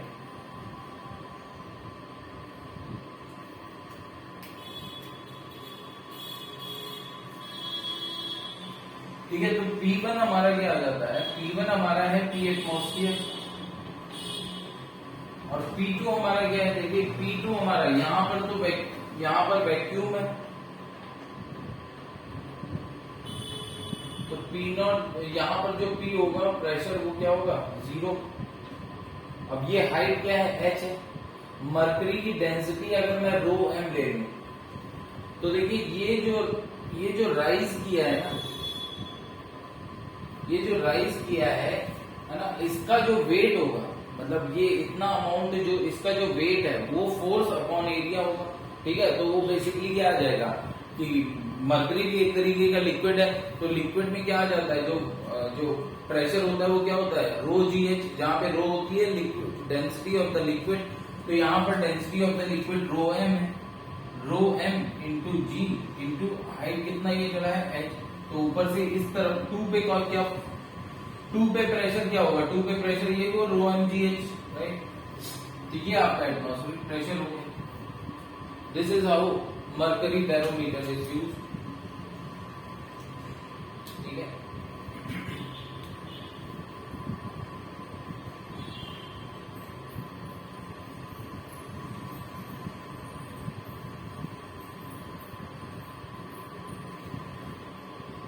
अब देखिए अगर आपको इसमें प्रेशर इक्वेशन लिखने का सबसे एक तरीका सबसे सही होता है कि देखिए आपको यहाँ पर जो है थोड़ा पॉइंट कंसीडर करना पड़ रहा है कि आपको कॉन्शियसली देखना पड़ रहा है कि आप कौन सा पॉइंट ले रहे हो, ठीक है। अगर मैं इसको ऐसे भी ले सकता हूँ कि मैं ये पॉइंट टू यहाँ पर ना लेके मैं क्या करूँ पॉइंट टू की मैं बात ही ना करूँ,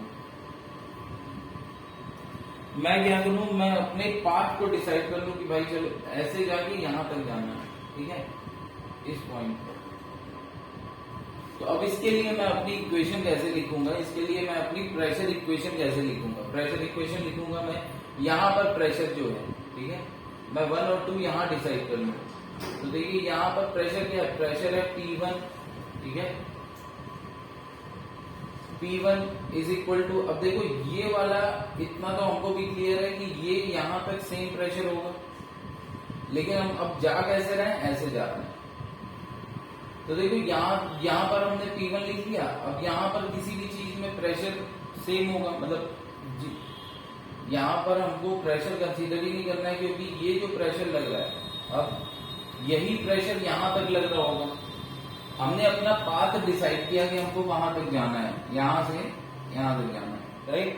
पाथ मतलब कि इक्वेशन बनाने के लिए, वहां कोई फ्लूइड पार्टिकल नहीं जा रहा उस पाथ पे, इक्वेशन बनाने के लिए हमने देखा ये हमारे 2 पॉइंट हैं, ठीक है, ये हमारे 2 पॉइंट हैं। तो हम इसके अकॉर्डिंग अब अपना जो है यहाँ से यहाँ इस पाथ से जा सकते हैं, ये हमने डिसाइड कर लिया। अब देखिए यहाँ मैंने P1 लिखा, अब देखिए मुझे पता है कि मेरा इस पाथ में जो यहाँ पॉइंट आएंगे उसके अपोजिट पॉइंट यहाँ पर भी आ जाएंगे, ठीक है। तो इस पॉइंट, तो यहाँ पर जो प्रेशर नीचे की तरफ हम एज्यूम करेंगे, यहाँ पर प्रेशर हम ऊपर की तरफ एज्यूम करेंगे, क्योंकि हम पाथ पे जो जैसे जा रहे हैं तो ऐसे ही जा रहे हैं। तो बेसिकली ये जो पॉजिटिव आएगा इधर ऊपर की तरफ हो जाएगा, तो वो कैंसिल हो जाएगा, तो इन सबको हम छोड़ देंगे। अब इस लेवल के बाद हम सीधा इस तरफ आ जाएंगे पाथ पे, और इस पर ऐसे अब जाएंगे। जब ऐसे जाएंगे तो देखिए ये हमको क्लियर है कि इस कॉलम में प्रेशर क्या होगा, रो जी एच होगा, लेकिन नीचे की तरफ होगा। कहने का मतलब है हम पाथ पे जा रहे हैं ऊपर की तरफ और रो जी एच नीचे की तरफ है। ठीक है ना, रो एम जी एच, प्रेशर हमारा नीचे की तरफ है तो हम उसको माइनस में लिख देंगे रो एम जी एच। मतलब आपको दोनों में से जो इजी लगे वो आप यूज कर सकते हैं। जीरो क्यों लिखा, जीरो इसलिए लिखा क्योंकि यहाँ पर हमने वैक्यूम मानना है, ठीक है ना, तो ये जीरो। अगर यहाँ ये वाला मेथड बेटर आपको और इससे समझ में आएगा, अभी जो हम नेक्स्ट वाला जो मैनोमीटर करने जा रहे हैं उससे ये मेथड ज्यादा क्लियर होगा, राइट। यहाँ पर क्योंकि एटमॉस्फेरिक प्रेशर, वहां पर हम जो 2 पॉइंट लेंगे वहां पर हम वो 2 पॉइंट लेंगे जहां पर एटमॉस्फेरिक प्रेशर आ जाएगा, ठीक है, इक्वल हो जाएगा, ठीक है।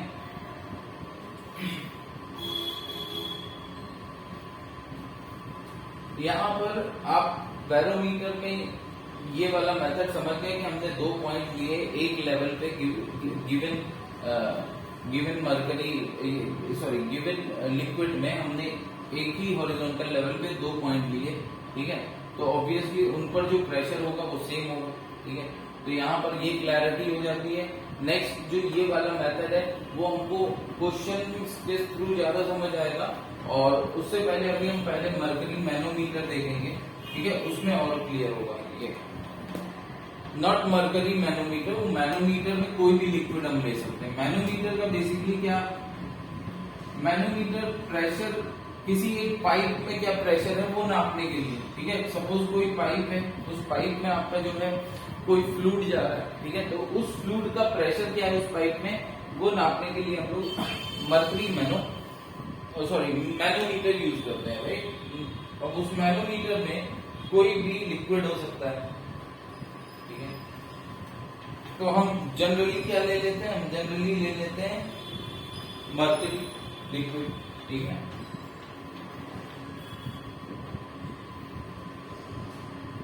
तो अब ये मैनोमीटर होता है जैसा ये यू शेप्ड होता है, राइट।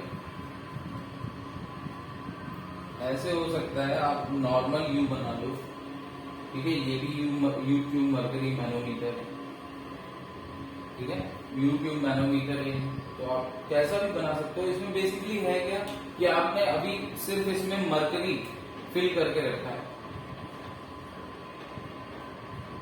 इसमें मर्करी लिक्विड फॉर्म में फिल्ड है। अब देखिए अगर ये इसके दोनों एंड ओपन है, दोनों एंड आपने किसी चीज से कनेक्ट नहीं करे हैं, तो क्या होगा इसमें जो दोनों लिम्स हैं, यूट्यूब की ये लिम्स हैं, ठीक है ना, आर्म्स, भुजाएं, तो ये जो दोनों भुजाएं हैं इनमें क्या होगा, दोनों ही तरफ क्या होगा, एटमॉस्फेरिक प्रेशर लग रहा होगा। अब जब दोनों ही तरफ एटमॉस्फेरिक प्रेशर लग रहा है तो ये क्या होंगे, ये सेम लेवल पे होंगे, राइट। ये सेम लेवल पे होंगे कि नहीं होंगे, राइट।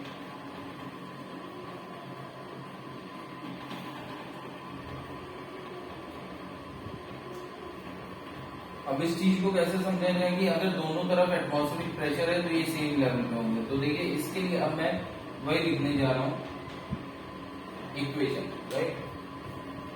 देखिए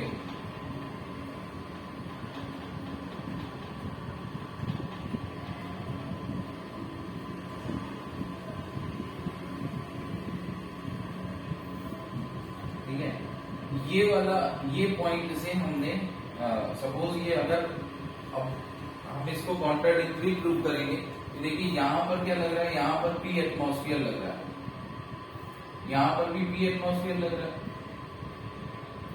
तो अगर मैं पॉइंट, अब मान लेता हूं मैं पॉइंट 1 जो है ये है, पॉइंट 2 जो है वो ये है, पॉइंट 1 की हाइट h1 है, पॉइंट 2 की हाइट h2 है, ठीक है। तो अब देखिए इसमें प्रेशर इक्वेशन लिखने का तरीका क्या है। देखो ऐसे तो सब सिंपल समझ आता है कि अगर atmospheric pressure P1, atmospheric pressure point 1 पे भी है, एटमॉस्फेरिक प्रेशर पॉइंट 2 पे भी है, तो P1 is equal to P2 हो जाता है, ठीक है, P1 is equal to P2 हो जाता है। अब देखिए अगर P1 P2 बराबर है तो ऐसा तभी पॉसिबल है जब सेम हॉरिजॉन्टल लेवल हो किसी गिवन लिक्विड में। शेप पे डिपेंड नहीं करता, जरूरी नहीं पूरा भरा हो कंटेनर में तभी आपका सेम लेवल आएगा, ठीक है ना। लिक्विड कॉलम, इसको लेंथ को कितना ऊपर तक है लिक्विड, उसको बोलते हैं हम लोग लिक्विड कॉलम। तो लिक्विड का कॉलम कितना है, लिक्विड कॉलम हाइट कितनी है, वो किस पे डिपेंड करता है, प्रेशर पे। ठीक है, तो अगर इधर प्रेशर में ज्यादा कर दूं तो क्या होगा, इस तरफ राइज कर जाएगा, और इधर प्रेशर अगर मैं ज्यादा कर दूं तो लिक्विड इस तरफ राइज कर जाएगा। क्यों, क्योंकि लिक्विड इनकम्प्रेसिबल है, कंप्रेस नहीं होगा। ठीक है ना, इसीलिए तो ये राइज करेगा। ठीक है, अगर कंप्रेसिबल होता तो ये दब जाता है एक तरफ और इसका वॉल्यूम कम हो जाता, पर वो वॉल्यूम हम चेंज मानते ही नहीं, इनकम्प्रेसिबल मान रहे हैं। तो क्या हो रहा, जो इधर एटमॉस्फेरिक प्रेशर लगेगा वो इसको इधर, मतलब अगर इधर हम एक्स्ट्रा प्रेशर लगा दें तो ये इसको इधर राइज कर देगा। तो कॉलम की हाइट दूसरी लिंब में, सेकंड भुजा में कॉलम की हाइट क्या हो जाएगी, इंक्रीज कर जाएगी। राइट, बट ऐसा है नहीं, दोनों प्रेशर इक्वल है तो ऑब्वियसली दोनों कॉलम की हाइट क्या होगी, सेम होगी। तो ये क्लियर होता है। लेकिन अब मैं बता रहा हूं कि अगर आपको प्रेशर इक्वेशन लिखनी है और उससे सिंपली प्रूव कर देना है तो देखिए कितना इजी होगा। ठीक है, हम क्या करेंगे, हम इस लिंब से लेके उस लिंब तक, यही हमारा पाथ हो गया। ठीक है, अब हम ऐसे जाएंगे। ठीक है, अब इसमें याद रखना है कि अगर हम जा रहे हैं, जिस डायरेक्शन में हम जा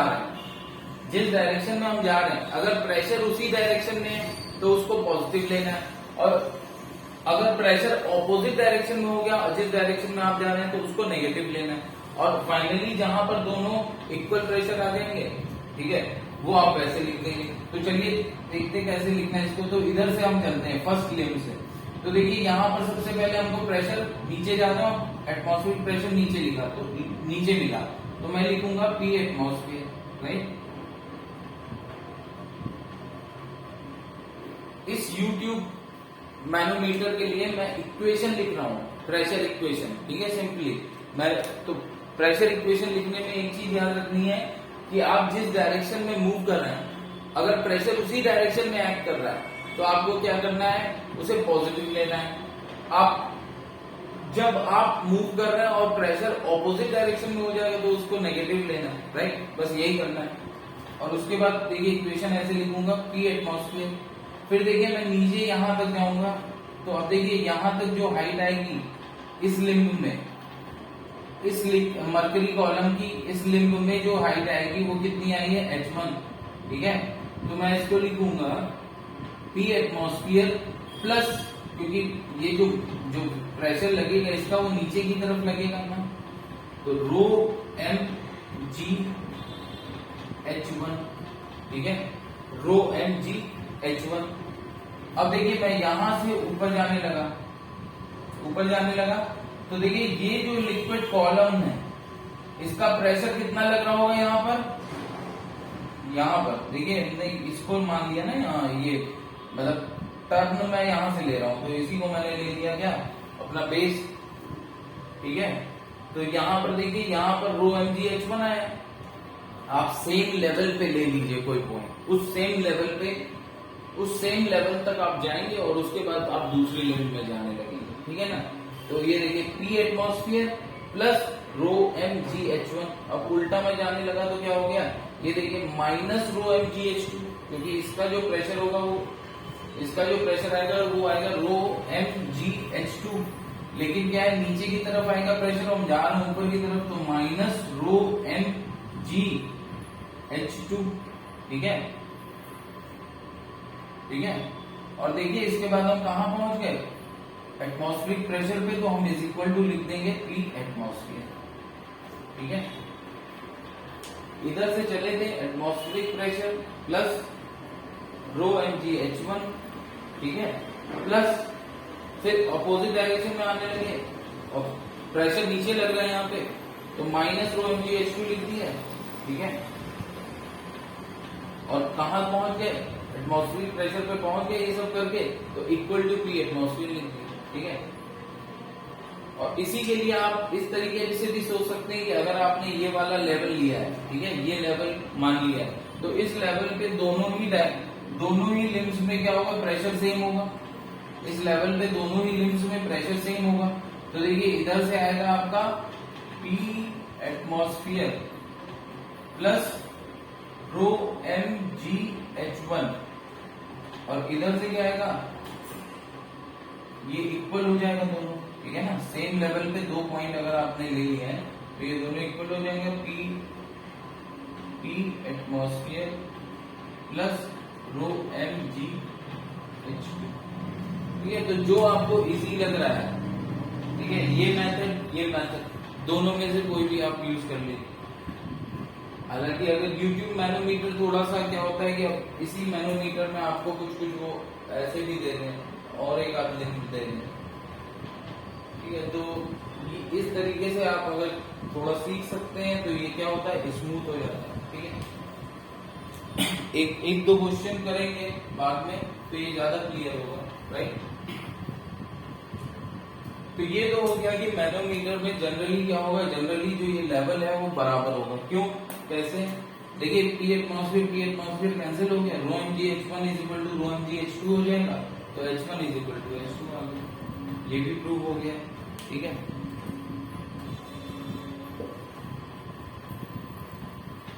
अब हम देखते हैं कि मैनोमीटर का यूज किसी प्रेशर को निकालने में कैसे किया जाए।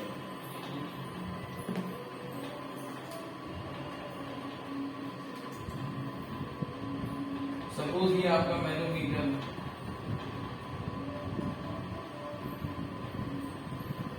ठीक है। तो शुरू में क्या था, शुरू में क्लियर है आपको कि ये जब किसी से कनेक्टेड नहीं है तो दोनों में मरकरी लेवल क्या होगा, दोनों में mercury level, this is mercury, rho m density of mercury, दोनों में मरकरी लेवल बराबर होगा, दोनों लेवल। इसको मैंने एक पाइप से कनेक्ट कर दिया, इस पाइप में सपोज कोई फ्लूइड जा रहा था, तो इस पाइप इसका प्रेशर हमें निकालना है, ठीक है। एक पाइप है या स्फीयर है, कुछ भी है जिसका प्रेशर हमें निकालना है। तो सपोज ये पी डैश, क्या ये पी है जिसको हमें फाइंड आउट करना है, प्रेशर पी। तो अब देखिए हम क्या करेंगे, अब देखिए ऑब्वियसली अगर ये यहां पर हमारा क्या लग रहा था, एटमॉस्फेरिक प्रेशर। अब एक बात तो आपको क्लियर है कि अब ये जो लेवल है, ठीक है, मरकरी का, ये इधर कम हो जाएगा क्योंकि इधर प्रेशर में आ जाएगा, मतलब इधर से प्रेशर लगेगा तो एक फोर्स लगेगा बेसिकली, और वो फोर्स क्या करेगा, इधर लिम्ब में लेवल कम कर देगा और दूसरी वाली लिम्ब में लेवल बढ़ा देगा, ठीक है। क्यों, क्योंकि इम्बैलेंस हो गया इधर, इस लिम्ब में फोर्स जो लग रहा है और इस लिम्ब में फोर्स जो लग रहा है, ये दोनों क्या हो गए, इम्बैलेंस, ठीक है। तो अभी हम क्या करेंगे, अब देखिए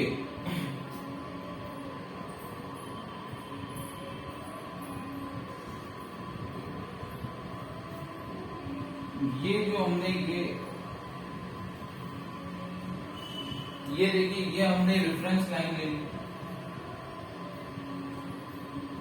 रेफरेंस लाइन ले ली। अब रेफरेंस लाइन देखिए सेम लेवल की हॉरिजॉन्टल लाइन है, सेम लेवल की हॉरिजॉन्टल लाइन है। अब इस हॉरिजॉन्टल लाइन पे क्या होगा, इस हॉरिजॉन्टल लाइन पे किसी भी पॉइंट पे प्रेशर बराबर होगा, ठीक है। तो इस हॉरिजॉन्टल लाइन पे जो प्रेशर इस तरफ से लगेगा, इस लिम्ब में, फर्स्ट लिम्ब में, ठीक है। तो पहले हम इस मेथड से देखते हैं कि जो ये रेफरेंस लाइन मैंने बनाई है हॉरिजॉन्टल लाइन, इस पे किसी भी पॉइंट पे प्रेशर बराबर होगा। तो इस हॉरिजॉन्टल लाइन पे जो लेफ्ट ये वाली लिम्ब की वजह से प्रेशर लगेगा वो क्या होगा, तो देखो अगर इसमें प्रेशर P है तो ये पूरी लिम्ब में प्रेशर P होगा पहले, उसके बाद अगर ये हाइट क्या है, H1 है, ठीक है। फिर ये देखिए ये हाइट H2 है, ठीक है, और ये P एटमॉस्फेयर। तो देखो इधर से इस तरफ से जो प्रेशर लग रहा है, ठीक है ना, pressure on reference line that is at same horizontal level,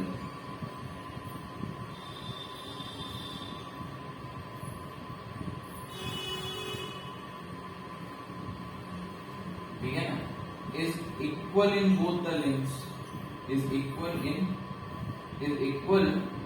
due to both limbs, right, तो हम यहाँ पर क्या कर देंगे, हम यहाँ पर देखिए क्या होगा, ये जो प्रेशर आएगा इस तरफ से वो आएगा P plus rho M G H1, ये किसके बराबर हो जाएगा, P atmosphere plus rho M g H2, ठीक है। तो यहां से P की वैल्यू क्लियरली विजिबल है कि हो जाएगी P atmosphere plus rho M g H2 minus H1, ठीक है। तो ये एक मेथड हो गया कि आपने एक लेवल लिया हॉरिजॉन्टल लेवल, उस हॉरिजॉन्टल लेवल पे आपने दोनों लिम्स में क्या कर दिया, प्रेशर को इक्वल कर दिया, ठीक है। अब अगर सिंपल आपको एक तरफ से चलते हुए जाना और प्रेशर इक्वेशन बनाते जाना है, तो देखिए हम क्या करेंगे, इस लिम्ब से स्टार्ट करेंगे, तो इस लिम्ब से स्टार्ट करेंगे। अब यहाँ पर भी रेफरेंस लाइन का महत्व होता है, क्योंकि उस रेफरेंस लाइन को ही हम मानते हैं कि उसी से जाके हम अपोजिट जा रहे हैं, ठीक है। और उस रेफरेंस लाइन पे हम फिर जो है कोई बेसिकली हम प्रेशर जो कैलकुलेट करते जाते हैं वो उस रेफरेंस लाइन के ही चलते कैलकुलेट करते हैं। लेकिन बस ये है कि यहाँ पर फिर आप एक तरफ से चलते रहेंगे और दूसरी तरफ आएंगे, ठीक है, तो कहीं पर कुछ छूटेगा नहीं। इस यहाँ पर आपको देखना होता है, कैलकुलेट करना होता है कि इसकी वजह से प्रेशर है, फिर इसकी वजह से प्रेशर है, फिर इसकी वजह से प्रेशर है, ठीक है। अब सपोज अगर किसी एक यूट्यूब मैनोमीटर है, उसमें अभी तो आपका सिर्फ एक मार्क भरा हुआ है, एक लिक्विड मरकरी, किसी में मान लीजिए आपको क्या कर दिया, वाटर प्लस ऑयल भर दिया, राइट, वाटर प्लस ऑयल भर दिया, तो क्या होगा कि आप अगर ऐसे जाते हैं, अब ऑब्वियसली एक तरफ ऑयल जो होगा और दूसरी तरफ वाटर हो जाएगा, क्योंकि ये दोनों मिक्स होते नहीं। तो अब एक तरफ क्या होगा, ये एक तरफ आपका ऑयल का प्रेशर लग रहा होगा, दूसरी तरफ वाटर का लग रहा होगा, या हो सकता है दोनों का ही लग रहा हो किसी तरफ, और किसी तरफ सिर्फ एक का लग रहा हो, ठीक है। क्वेश्चन करेंगे हम तब ये ज्यादा क्लियर हो जाएगा, वाटर प्लस ऑयल वाला, ठीक है। तो उस केस में क्या होता है, उस केस में हमारा जो है इस इक्वेशन को लिखते समय, इस तरीके से काम करते समय हो सकता है हम कुछ मिस कर जाएं, राइट, जो कि अगर आप लाइन से ऐसे जाएंगे किसी पाथ के थ्रू, ठीक है ना, मूव करते हुए जाएंगे, तो आप वो मिस करने के चांसेस जो है कम हो जाते हैं, राइट। बस इतना ही अंतर है दोनों में। तो चलिए अगर मैं इसकी प्रेशर इक्वेशन लिखता हूँ, तो देखिए प्रेशर इक्वेशन क्या होगा, इधर से मैं चला P, right, P plus rho M G H1, rho M G H1, P plus rho M G H1, यहाँ रेफरेंस लाइन पे आ गया। रेफरेंस लाइन पे तो देखिए प्रेशर सेम रहेगा, तो हमें लेना नहीं। अब जैसे ही मैं रेफरेंस लाइन के ऊपर जाने लगा, तो अब देखिए यहाँ पर रेफरेंस लाइन पे इसका प्रेशर क्या आ जाएगा, इस कॉलम में था वो आएगा रो एम जी H2, लेकिन क्या है ऑपोजिट डायरेक्शन में हम जा रहे हैं, ऊपर प्रेशर नीचे लग रहा है, तो रो माइनस के साथ रो एम जी H2, ठीक है। और फाइनली हम कहा पहुंच गए, हम पहुंच गए एटमॉस्फेरिक प्रेशर पे, जो इक्वल टू P एटमॉस्फेयर, ठीक है। आप इस तरीके से भी कर सकते हैं कि minus P atmosphere is equal to 0, लेकिन वो क्लियर कम होता है, ठीक है। यहाँ से क्लियर ज्यादा हो जाता है कि फाइनली हम कहाँ पहुंच गए हैं, कि फाइनल प्रेशर P एटमॉस्फेयर पे, तो इक्वल टू P एटमॉस्फेयर, ठीक है। तो यहां से हमारा जो P आया वो आया P atmosphere plus rho M g H2 minus H1।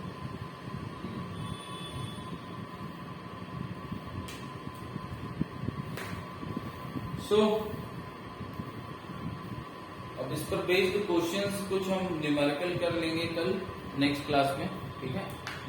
That's it for today, thank you.